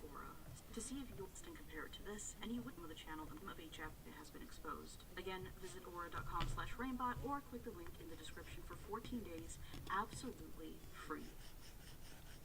Fake Documentary Q is the name of a Japanese YouTube channel that has been on my radar for quite some time, and after finally watching some of their videos, it was clear that I just had to talk about it. As the name of the channel implies, Fake Documentary Q focuses on horror mockumentaries, and just to get this out of the way, yes, the quality is amazing considering that you can watch the stuff for absolutely free with high-grade English subtitles right here on YouTube. Throw on any mockumentary that I've covered in the past and compare it to this, and you wouldn't get the impression that you were watching YouTube videos. If you're a fan of Japanese mockumentaries, this is a gold mine and you don't have to pay a single penny to experience it. At the time of writing this, there are over 20 videos on the channel with runtime spanning from around 7 minutes all the way to just shy of 40. Each piece is a standalone tale, making this a horror anthology channel, which is just great because we need more like it out there, but beyond that, it means that you can hop right in whenever you want and not have to worry about playing catch-up. Based on what I've seen so far, there are lots of theories floating around about how these bite-sized stories could be connected, and that's on top of speculation about each individual narrative. To put it simply, the content here is ripe for analysis, and while this video isn't going to get into the nitty-gritty of it all, I'd absolutely love to take a shot at it later on down the line if there is enough interest. As things stand right now, the FDQ channel has around 330,000 subscribers, with view counts that often far surpass that, but most of the fan base is concentrated in Japan, as you might expect, with not a lot of coverage outside of that. In fact, the only English-speaking creator I've seen with a video listed about this is Nightmind, and while I haven't watched it yet myself, I'm certain that it's great and just wanted to mention it in case you're looking for more content on this topic. Now, having said all of that, just to give you an idea of what we're working with here, I'd like to discuss the events of the very first upload on the channel, which debuted in August 2021. Episode 1, titled Cursed Video, runs just over 18 minutes long and follows the endeavors of two TV documentarians out to investigate, as you might expect, a cursed videotape. The duo consists of the project's director and his cameraman, and through narration, it's explained to us that this particular show chose topics based on viewer request. The request this time around came from rumors of a videotape that kills you when you watch it that were circulating online between 2005 to 2009. One post mentions the video store this tape was supposedly being rented out of, and when the duo pull up to the location, it's clear that the place is closing down. By that point, mostly gutted, the pair don't have any luck searching for the tape on their own, and decide to ask the clerk about it. Now, the clerk doesn't know of any cursed videotape, and even asks them if they're actually looking for the ring. With this dead end, the documentarians request to speak with the store manager in the hopes that they might know what they're seeking. Sure enough, once the manager shows up, he does confirm the existence of said tape, and after half an hour of digging, it's finally unearthed from the seemingly endless piles of boxes that line the store. The cover of this tape is ominous. It even has a warning message slapped right on it, a warning that said tape would do exactly what the rumors said it would. The director asked the manager if there's any truth to this claim, and instead of answering in a straightforward manner, he smiles and says that there's only one way to find out. The video itself is surprisingly uncursed in terms of its imagery. When talking about the cursed videotape trope, we're used to seeing a montage of disturbing imagery, but this video simply isn't that. It's mostly pleasant footage of what appears to be a couple enjoying their time together, and the spooky elements, while there, are pretty mundane compared to what you might expect. At seemingly random intervals, the video abruptly cuts to portraits of presumably deceased individuals. Not anything gruesome or anything like that, but more so photos that you might expect to see at an altar or at a memorial.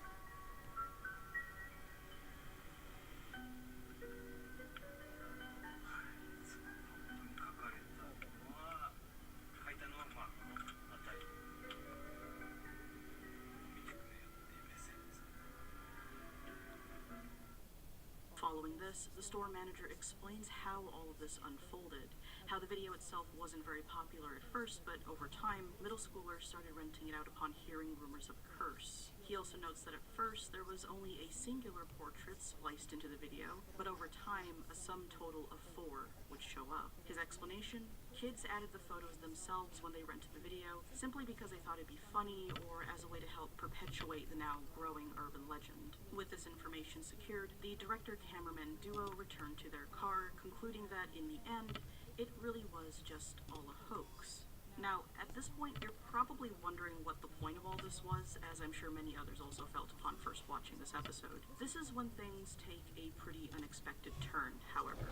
The narrator chimes back in, explaining that this particular documentary segment never aired on TV, and on top of that, it wasn't even a real documentary at all, but rather a completely fabricated mockumentary. So, if that was the case though, why didn't it air? A few days before it was set to release, the so-called director we saw on screen passed away in a car accident. The so-called cameraman, heart failure, despite being in his 30s. We then cut back to the video store where the director is asking the manager if he can rent the tape. The manager declines but says he can buy it instead. The director agrees. The narrator then tells us that the VHS tape, along with the mockumentary footage, were locked away in the production company's storage until now. They also state that it's unclear if the mockumentary team created the cursed tape themselves. Next, the contents of the recovered videotape is shown.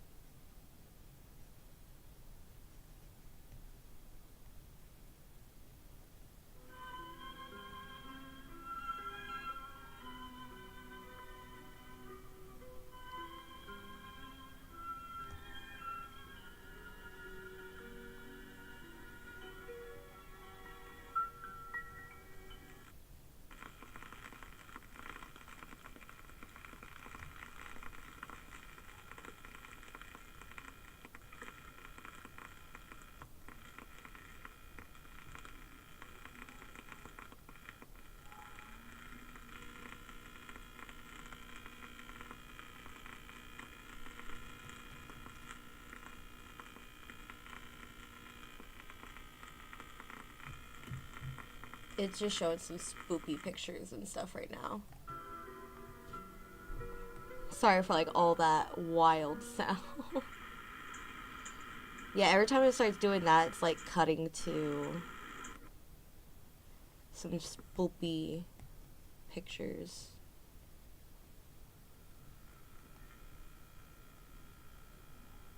Which means really just pictures of deceased people, I guess?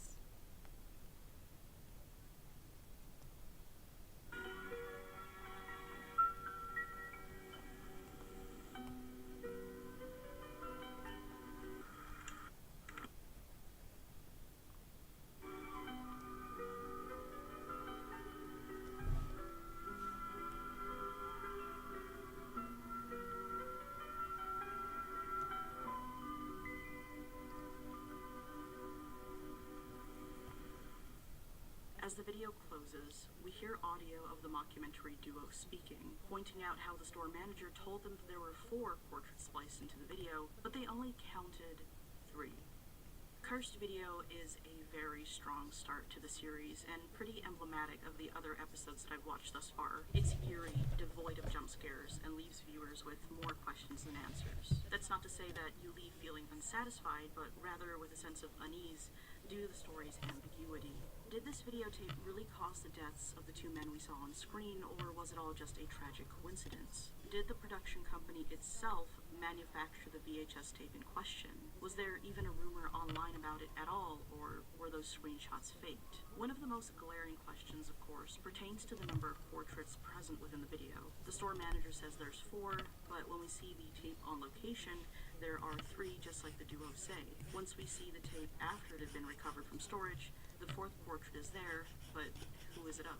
The usual expected conclusion to this sort of narrative would be if we saw at least a director added to the tape, but that doesn't appear to be what's going on here.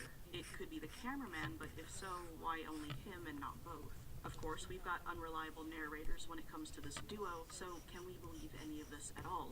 Was the 4-portrait conversation all a part of the script? Episodes 2 and 3 on this channel are equally ambiguous. One is short and sweet, consisting of recordings of seemingly nonsensical and incoherent voicemails left on the answering machine of an unsuspecting woman over 30 years ago. Another chronicles a tale of a group of friends on an annual hike to honor the memory of a late friend when they suddenly stumble upon a bag containing his belongings. Well, I won't dive into these episodes just Okay, yet. Both of them as offer usual, setup and I just enough think additional information to get 2 your brain on the hours all while sporting a completely is unsettling a vibe that solid lingers just long enough to get under stream. your skin.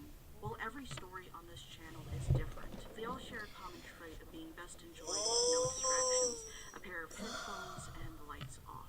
Like I've already mentioned, I can definitely see myself covering more FDQ content on the channel, so do let me know if that's something you'd like to see. Thanks so much for watching, and I'll see you guys all next time. I'm worried it's too dark, actually. Today's video is sponsored by Aura. So a couple of months ago, I got an email that really caught me off guard. It had my legal name, address, and was claiming that whoever sent it had been spying on me through my devices. Of course, I was just about ready to freak out, but then I checked Reddit and realized that it was an attempted scam and had been sent to thousands of other people in the exact same format. As it turns out, these scammers don't act... Like I said, I think 2 hours is a good... It's not a good stopping point. I have so much more I want to do. Oh! Okay. I'm gonna just keep going. Now, we all know that data I'm breaches kidding. happen, but how do we know when and where our information was leaked? You could manually check, but what if you missed the memo? After all, who can keep up with all that? Especially with breaches like Dell's, which exposed 3.9 million records, or Ticketmaster's, which compromised 560 million. And then there's the worst one, National Public Data, where 2.9 billion records, including social security numbers, were leaked. Well, all of that is why I use today's sponsor, Aura. Aura monitors your personal data across billions of sources, including the dark web, and alerts you if any of your information is compromised. It keeps everything neat, tidy, and in one central location so you don't miss a thing. They even offer up to $5 million in identity theft insurance and a bunch of other tools like a VPN and password manager to help keep you safe. Don't wait until it's too late. Go to aura.com/rainbot and try 2 weeks for free to see if your personal data has been exposed. Again, that's aura.com/rainbot for 2 weeks of Aura absolutely free. So I finally got to watch the prequel to Psycho the Large Family and wanted to discuss it with you all here today, just in time for peak spooky season. Quick disclaimer, if you haven't watched my first video, then I highly suggest that you watch that first because I've already seen it. Here today did come out first. I outlined a bunch of key observations as well as theories that I feel would... I've already seen that episode. Same. Ooh, chat room stories.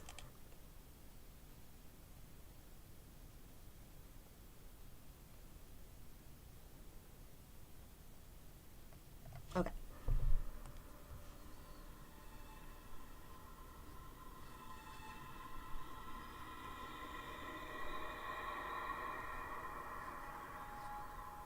This happened one winter night at my friend Luke's house. We planned to have a sleepover since both of Luke's parents were out of town for their anniversary. It was probably about midnight when the two of us got bored and figured we'd go downstairs to the house's unfinished basement where Luke's family computer was. The computer was really old and huge in comparison to what we have today, so naturally it was also extremely slow. But we could still visit many popular websites at the time, so long as we had enough patience for them to fully load. One we would visit quite often was called Omegle. As far as I know, this site is still really popular today. It's basically an online video chat room type site where you get paired up with random strangers. You talk to someone until you get bored, and then you skip to the next person. That's all there really is to it. We did this for a few minutes and met a few different people, but nothing really of note. Now, this was around the time when Omegle first added the feature where you could input your interests and get paired up with people who put in the same interests as you. We both thought it would be funny to put in the name of our town. We did this and then clicked the start a chat button.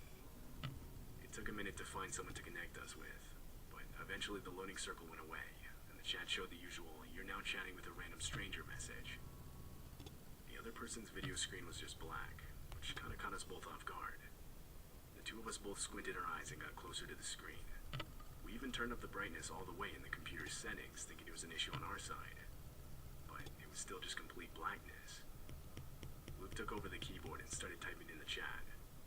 Hey dude, I think you forgot to turn on your webcam. Almost instantly a reply came back. It was a link, a really long one consisting almost entirely of just random nonsense characters. If it weren't for the blue color and underline, I honestly probably would have thought it was just text. Luke moved the mouse over it and looked at me before looking back at the screen and clicking it. A new tab opened. It was completely black, just like the guy's video feed. We started randomly clicking around the site to see if there was anything to it. Nothing happened.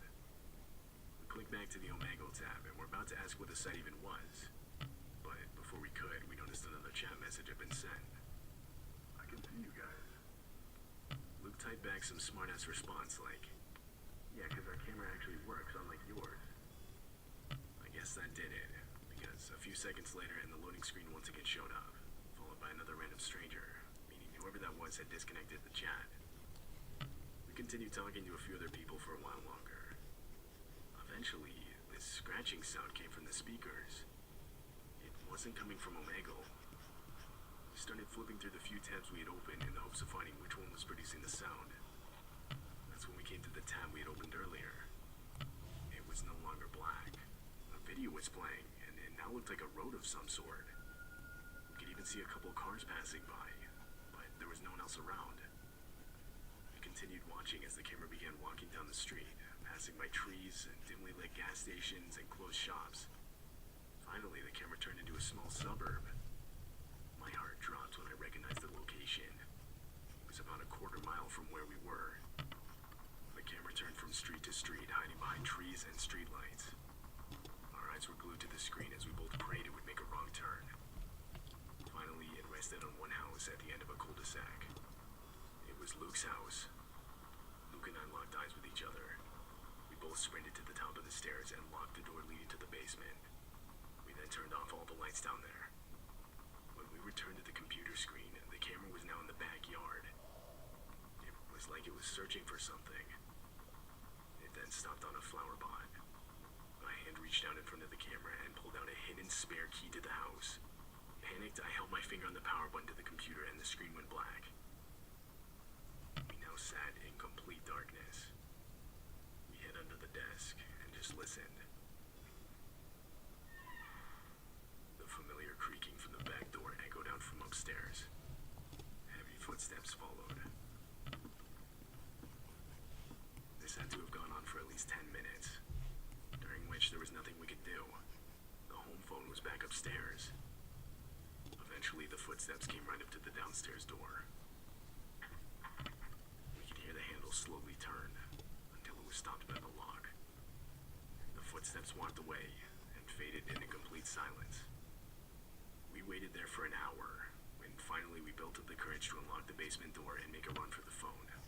And that's exactly what we did. We made it back to the basement and relocked the door immediately. We dialed 911 and explained our situation to the operator as best as we could. To sum up the rest of the night, police showed up and searched the entire house. Nothing was found out of place or missing. Well, nothing but the spare key in the backyard. That was still gone. Luke's parents were informed of the break-in, and in the end, all they did was change all the locks on the doors to their house. To be honest, I don't think they really ever fully understood the whole situation, or what we saw that night. Luke and I haven't used any kind of online random chat room ever since.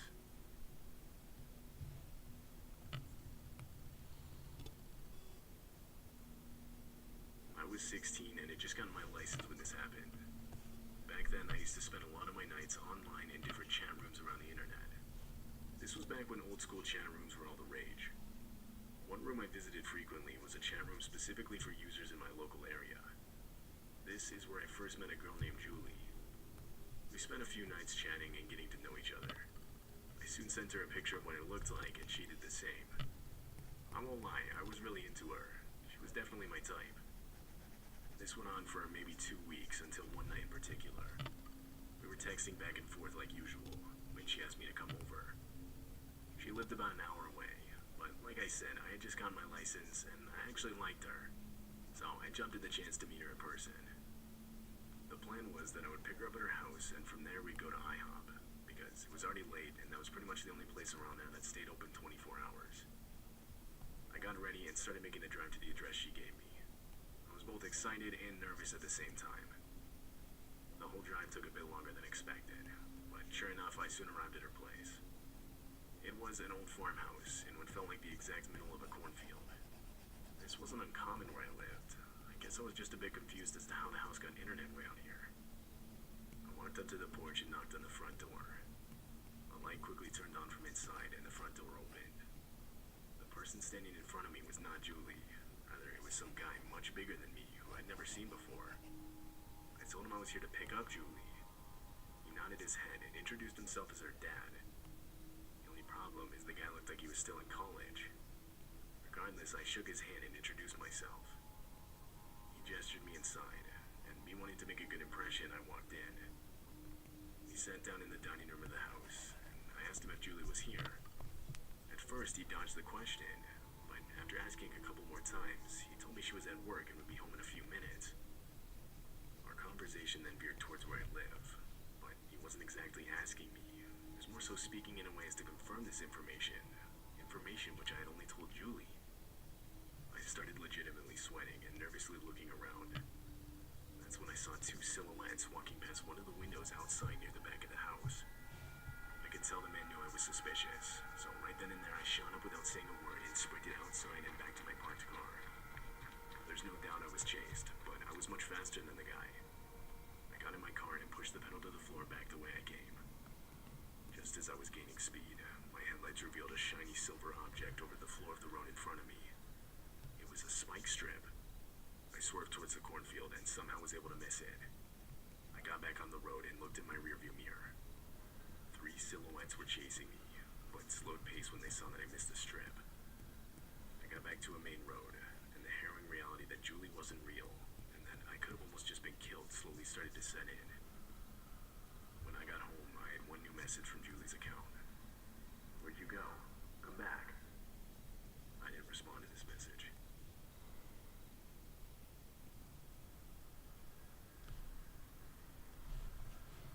I was in my second year of college at the time. I lived with my dog in a small cheap house that wasn't too far away from my school's campus. I had planned to live with a few other friends to help cut down on the rent, but shortly before the school year started, those plans fell through. The isolation was manageable. It's just the amount of rent I had to pay that was slowly killing me. Anyway, back then, online chat room websites were really in their prime. Audio and even video sites were slowly becoming a normal thing. Ever since I got my laptop for school, I would often use it to visit these sites. I met a lot of different people, some who I still call good friends to this day. One night, I got home from one of my night classes, and like usual, got on my laptop to join voice chats and servers with people that had similar interests as me. This went on for a while, until after a couple hours when I met a guy called Chris. We talked for around 45 minutes, just general college stuff, nothing too specific. It turns out he went to one of my school's rival schools, which gave us a lot to talk about. At one point, I casually mentioned how my computer was acting up. Chris told me he was studying IT and offered to help me fix the issue. I agreed, and he gave me a link telling me to install the application it led me to. I was unfamiliar with the site, but nothing about it yelled sketchy, so I installed it. Chris walked me through a few extra steps. It was a weird experience. The application allowed him to literally control my mouse and do whatever he needed to on my computer. I sat back and watched as he got to work trying to fix the issue. After a while, I had to step out to let my dog back inside the house for the night. I was gone for only a few minutes. Just as I stepped back in my room, I noticed something on the laptop quickly being closed out. I dismissed it as Chris just doing what he needed to do. I asked him if the issue was fixed, and he said yeah, that it was. I thanked him and told him I was going to go to bed, because it was now starting to get really late. I thought he was actually pretty cool, so before I left, we scheduled another time to talk. After that, I closed out of everything, put my laptop to sleep, and went to bed. I slept for a few hours. When I opened my eyes, it was still dark outside. I checked the time. 3:30 a.m. My whole room was lit up by my laptop screen, which I believe is what woke me up. I sat up, trying to understand how it could have turned on by itself. I got out of bed and sat down in front of the screen. It was just sitting there on the desktop, showing my background. I tried to move the mouse to put it back to sleep, but it wasn't responding. The mouse was frozen. Frustrated, I began continually clicking the mouse trying to unfreeze it. Nothing was working. An image then popped up and covered the whole screen. It was dark. My eyes had to take a second to adjust to it. Soon I realized that it was a picture of my empty room, like as if the laptop's camera had taken it. I pressed the escape key. I even tried Control-Alt-Delete, but none of it was doing anything. Then another image appeared. This time it was a picture of me. It looked like it had just been taken. My heartbeat was picking up speed and was getting louder in my ears. I finally looked up at the laptop's camera. The small light next to it was now on, indicating that it was being used. Then a video appeared on the screen with a play button in the middle of it. It was me again, now with a horrified expression on my face. The mouse started moving by itself towards the play button. It clicked it and the video started as I desperately put one hand over the camera and the other holding the power button. I held the power button for about 15 seconds when one final image appeared on the screen. It only showed for a brief second before the laptop finally powered off and the screen went black. But I could still tell exactly what the image was of. It was a low-quality picture of the outside of my house in the dark. I sat there frozen, taking in what I had just seen. Breaking the silence was the sound of my dog aggressively barking from downstairs. Knowing my dog rarely ever does this, I panicked at the thought of someone trying to break into my house. This would never end up happening, however. My dog's barking slowly stopped, and the rest of the night was just silence. The next morning, I moved all of my stuff into a hotel and stayed there until I found a new place to live, purely out of fear that someone would come back to that house. I never talked to Chris again, and I still don't know what was done to that laptop. I had school files on that thing that weren't backed up, but I couldn't bring myself to turn it back on. I accepted that they were gone. I ended up setting that laptop on fire and burning it completely.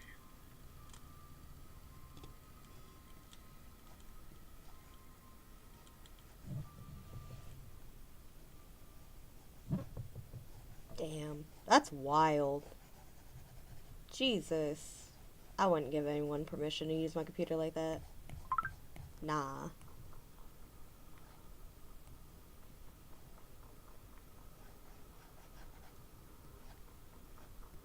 It was winter break 2015. I lived in a townhome about 10 minutes away from the college I attended. For the sake of context, I'm a female. I lived with 4 other girls I met during my first 2 years living in the campus dorms. All of them went back home for break, so I was left home alone. I had an internship that I had to stay in town for, which was fine by me. I enjoyed the peace and quiet. Plus, flights back home were wildly expensive during that time of year. The first couple weeks were fine. I actually got a lot of work done. But that's when things started getting weird. Back at the start of the previous semester, when I had first moved into the place, in one of the townhomes across the street, we met a guy around the same age as us. I assumed he went to our same college, but looking back, I never actually asked him. He just kind of looked that age, so I kind of assumed he did. He always acted sort of creepy and awkward. He would often try to spark up conversations with us as we walked outside to our cars. A month into the semester, and he walked up to me, really nervous, and asked for my number. I already didn't like to give out my number to guys who asked for it, but I could tell it took him a lot of courage to ask, so I opted to give him my Snapchat username instead. He happily agreed, and I went on my way. A few days went by, and I was already starting to regret this decision. First of all, his Snap score was literally 0, meaning he had made the account for the sole purpose of adding me. I wanted to give him the benefit of the doubt because he was new to the app, but some of the things he would send me were just downright inexcusably creepy. Like, he would send pictures of my bedroom window at night saying he was about to go on a late night run, or a picture of campus asking if I was in class and which building I was in. Anyway, fast forward back to winter break, and he was still sending snaps like this. What creeped me out the most was he picked up on the fact that I was home alone, because he kept sending pictures of just my car parked in front of our townhome. One night, I was asleep in my bed and was woken up to the Snapchat notification sound. I reached for my phone on my nightstand and saw that it was him. I opened it. It was just a black screen. I was a bit annoyed and went to the chat to tell him not to send me snaps so late in the night. Right as I started typing, I heard a buzz. And then, when I sent the message, I heard another buzz. It was close to me. His Bitmoji popped up in the chat and he started typing. Sorry, I didn't mean to wake you up. I was still thinking about the perfectly timed buzzing sounds. I sent a chat saying, "Where are you?" His Bitmoji sat there for a full minute before he started to type something. He then stopped typing and left the chat. My heart began racing. I didn't know what to do. I wasn't sure if this was a good idea, but right then and there, I Snapchat video called him. Immediately, constant buzzing rang out from under my bed. I got up and ran out of my room toward the front door. From there, I sprinted to the nearest gas station, where, out of breath, I told the on-duty cashier what had just happened. He called the cops for me. It took them 5 minutes to arrive. All the while, I was spammed with Snapchat messages. They started out begging me not to call the police, but slowly got more and more aggressive with each one. In the last one, he threatened to kill me. I showed the cops, and they began searching the house. After a few minutes, they found him hiding in one of my roommate's closets. They handcuffed him and took him out to the back seat of their patrol car. He was covered in sweat and shot multiple looks in my direction. I texted my roommates that night, and they agreed to canceling our lease early. Within the month, we all had moved into a house 25 minutes away. I don't know what ended up happening to the guy. I never kept up with his case. I've since stopped using Snapchat.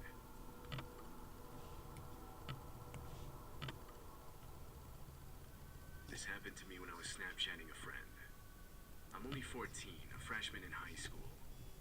My best friend Anna and I were Snapchatting back and forth one night while I was studying for a big test I had the next day. Our conversation was starting to get dry. She sent me a snap of herself in her room without a caption. I replied, ranting about the test I had tomorrow, saying how unprepared I was for it, and asked her what she was doing.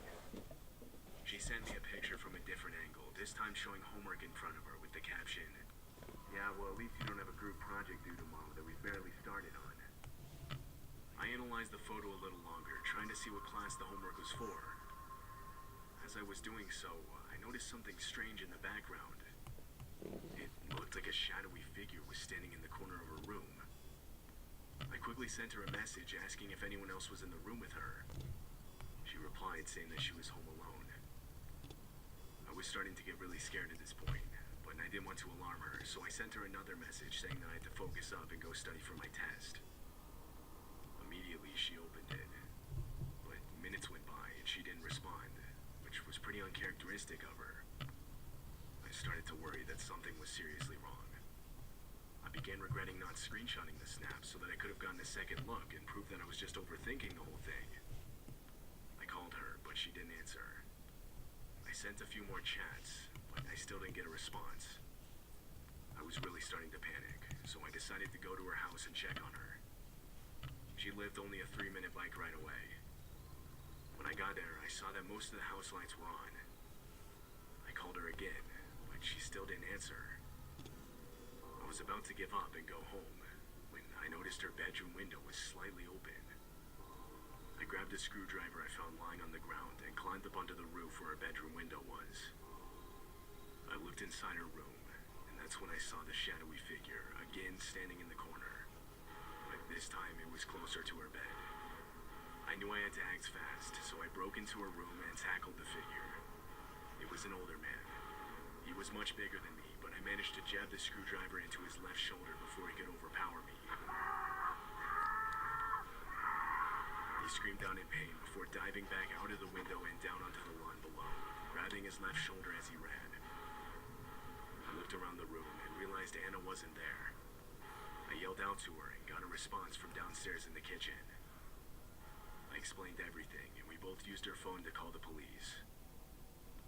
Police located a blood trail and followed it a few yards down the sidewalk before it abruptly disappeared, suggesting the man got into a car. Anna said how after I told her I was going to study, she put her phone down and went downstairs to make some food, which she explained why she didn't answer my calls. That's when, a few minutes later, she heard the commotion upstairs. It's horrible to think about, but I honestly wonder what would have happened if I never noticed the guy on her Snapchat.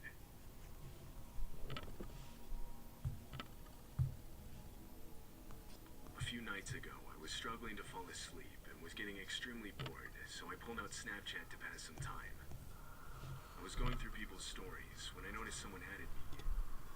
Now, if you've ever used Snapchat, you probably already know about the massive problem it has with bots. 9 times out of 10 when someone adds me, it's just some bot trying to scam me into sending in money one way or another. I have no idea how they find my account, but somehow they do. The account had no Bitmoji, which immediately made me suspicious. I added it back as a friend and checked its snap score. Of course, it was low, meaning it was most definitely a bot account. As I waited for it to send me a message, I started to wonder what would happen if I video called it. Like, would it just be a random call center? Would it be a black screen? Or possibly a pre-recorded video? I was curious, and so I did. I called it. To my surprise, it answered immediately. My face showed up on the bottom of the screen, but on the other end was just someone's thumb pressed up against the camera.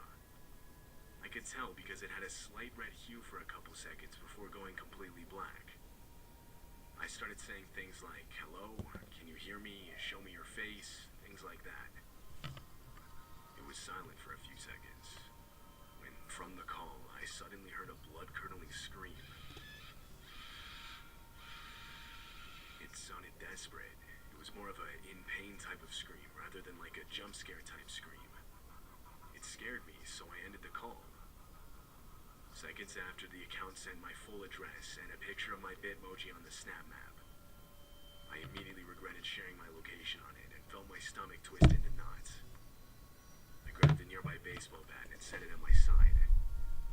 I switched to Netflix to watch something that would get my mind off of it. Every time I heard a car drive by, I got out of bed and looked out the window. This went on for 30 minutes. That's when one of the cars stopped in front of the house. It was a black Toyota. Just then, I received a Snapchat from the account. It was purple, meaning it was a video. I didn't want to open it. I instead unadded the account. Before I could look back outside of the car, I heard tampering with the lock to the front door. After only a few seconds, I could hear the door open, followed by footsteps entering the home. I should have mentioned this already, but I live alone. No one but me has a spare key. Whoever was in my house was someone that I didn't know. I locked my bedroom door and pushed my desk in front of it as quietly as I could. I called the police, and they told me to stay on the line with them until they arrived. I could hear the person walking around outside my room. A few seconds passed when the footsteps walked right up to my bedroom door. They stopped, and again I heard tampering with the lock. My heart was in my stomach. I thought about yelling out threats, but was instructed by the operator to stay quiet. The lock disengaged. The door was pushed, but the desk stopped it. Finally, distant sirens could be heard, followed by sprinting footsteps back outside the house. I looked out the window and saw a hooded figure get inside the black Toyota and drive off. Police parked out front, and I unbarricaded my door to walk out and talk with them. They asked me a few questions, which I answered the best I could. They asked about the Snapchat account, so I went in to add it back. The video was still there, so we opened it. It was a video taken from inside a car, showing the front door of my house, confirming the account was owned by the intruder. The police thought it was a kidnapping attempt, that the person behind the account would add random people in the hopes that they add them back with their snap map location on. I don't know if this has always been a thing, but this was the first time I'd ever heard of accounts doing stuff like this.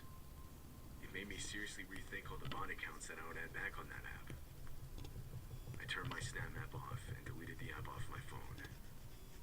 They were unable to trace the account back to anybody, so whoever it was is still out there.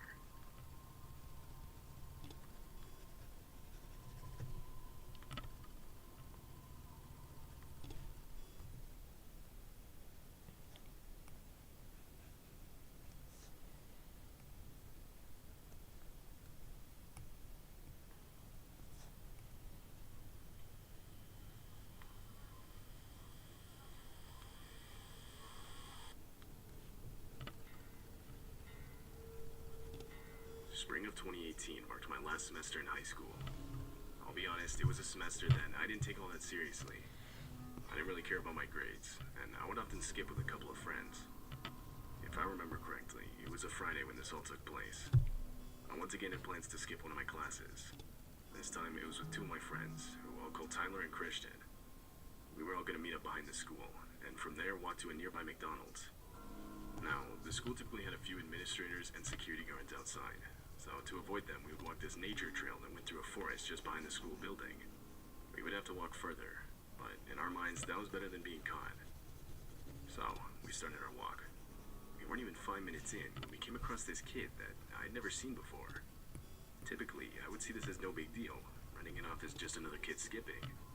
But this time I wasn't so sure. The kid was wearing jeans with a white t-shirt, both of which were extremely dirty. They were stained green and brown, the knees of his jeans especially, and his hair was full of leaves and dirt. It genuinely looked like the kid had been rolling around on the ground. As we got closer, Christian recognized him as one of the lower classmen and struck up a conversation. I quickly picked up on how out of breath and nervous the kid seemed. He kept glancing over at me and Tyler. It felt like he was almost suspicious of us.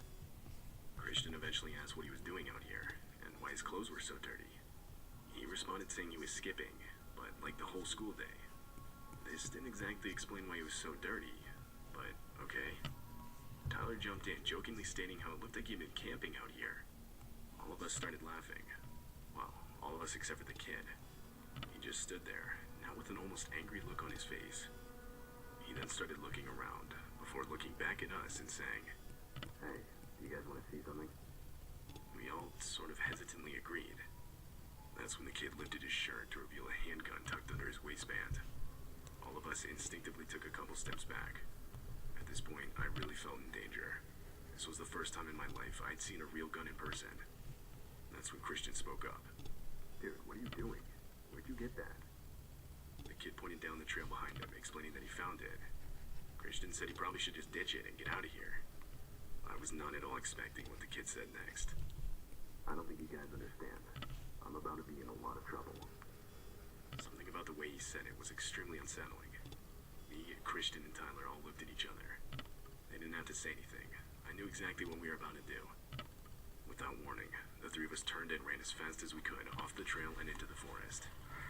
We ran through dense trees for a good 5 minutes until we reached the school parking lot.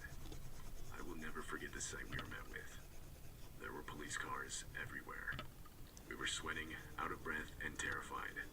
None of us knew what was going on, so in the midst of the chaos, the three of us literally just each ran home. Later, we would get more information on what actually happened. Apparently, the kid was a freshman and actually had been skipping the whole day. It turns out he stole the gun from a parked car in a nearby parking lot. He then made a post online threatening the school. I don't know exactly what platform it was posted to. I never saw it myself, but from what I've heard, the post was pretty graphic and disturbing. Some students of the school would see the post and report it to faculty. From there, the school instantly went into lockdown. Police would be informed of the threats, and that's how so many of them showed up in the parking lot so quick. The kid would later be spotted exiting the nature trail and walking towards the school. From there, he would be arrested. A lot of people say the kid hadn't been taking his medication for a week or so, and that's what caused him to do what he did. But I honestly don't know. These could just be rumors. Me, Tyler, and Christian would not inform anyone that we came into contact with the kid. We all agreed that we did not want to get roped up in all of this. Looking back, based on what I now know about the kid and the threats he made, we were all in serious danger. At the same time, though, a part of me feels like we stalled the kid. Had we not slowed him down, and who knows if the school could have responded quick enough. But still, this experience is one that I wish I would not have had to go through.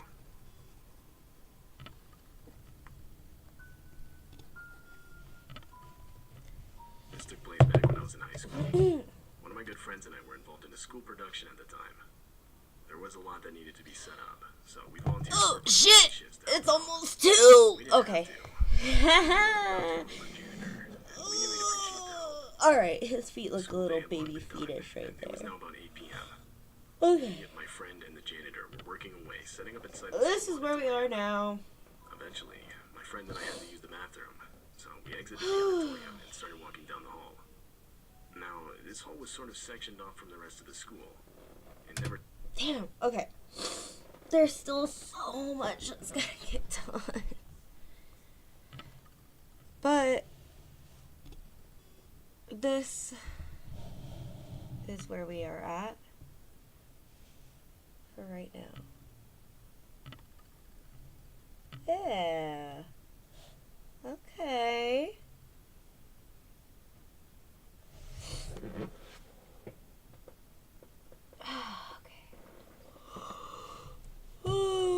As tribute, of course, we will listen to the song for a little bit.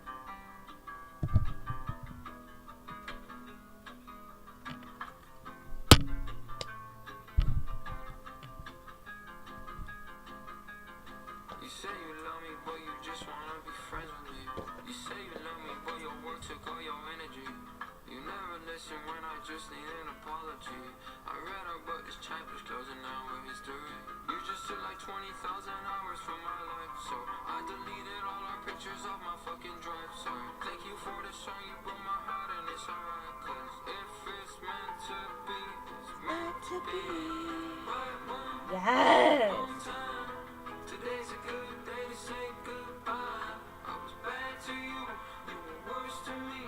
But baby, we just ain't meant to be. Fool me once, fool me twice. Shame on me for the last time. I was bad to you, you were worse to me. But baby, we just ain't meant to be.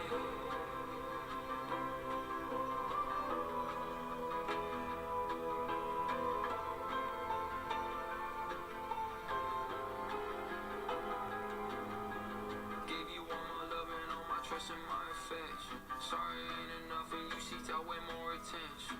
We was playing games where we was sitting different sections. And now I got your stalker and he's clouding on my mansion.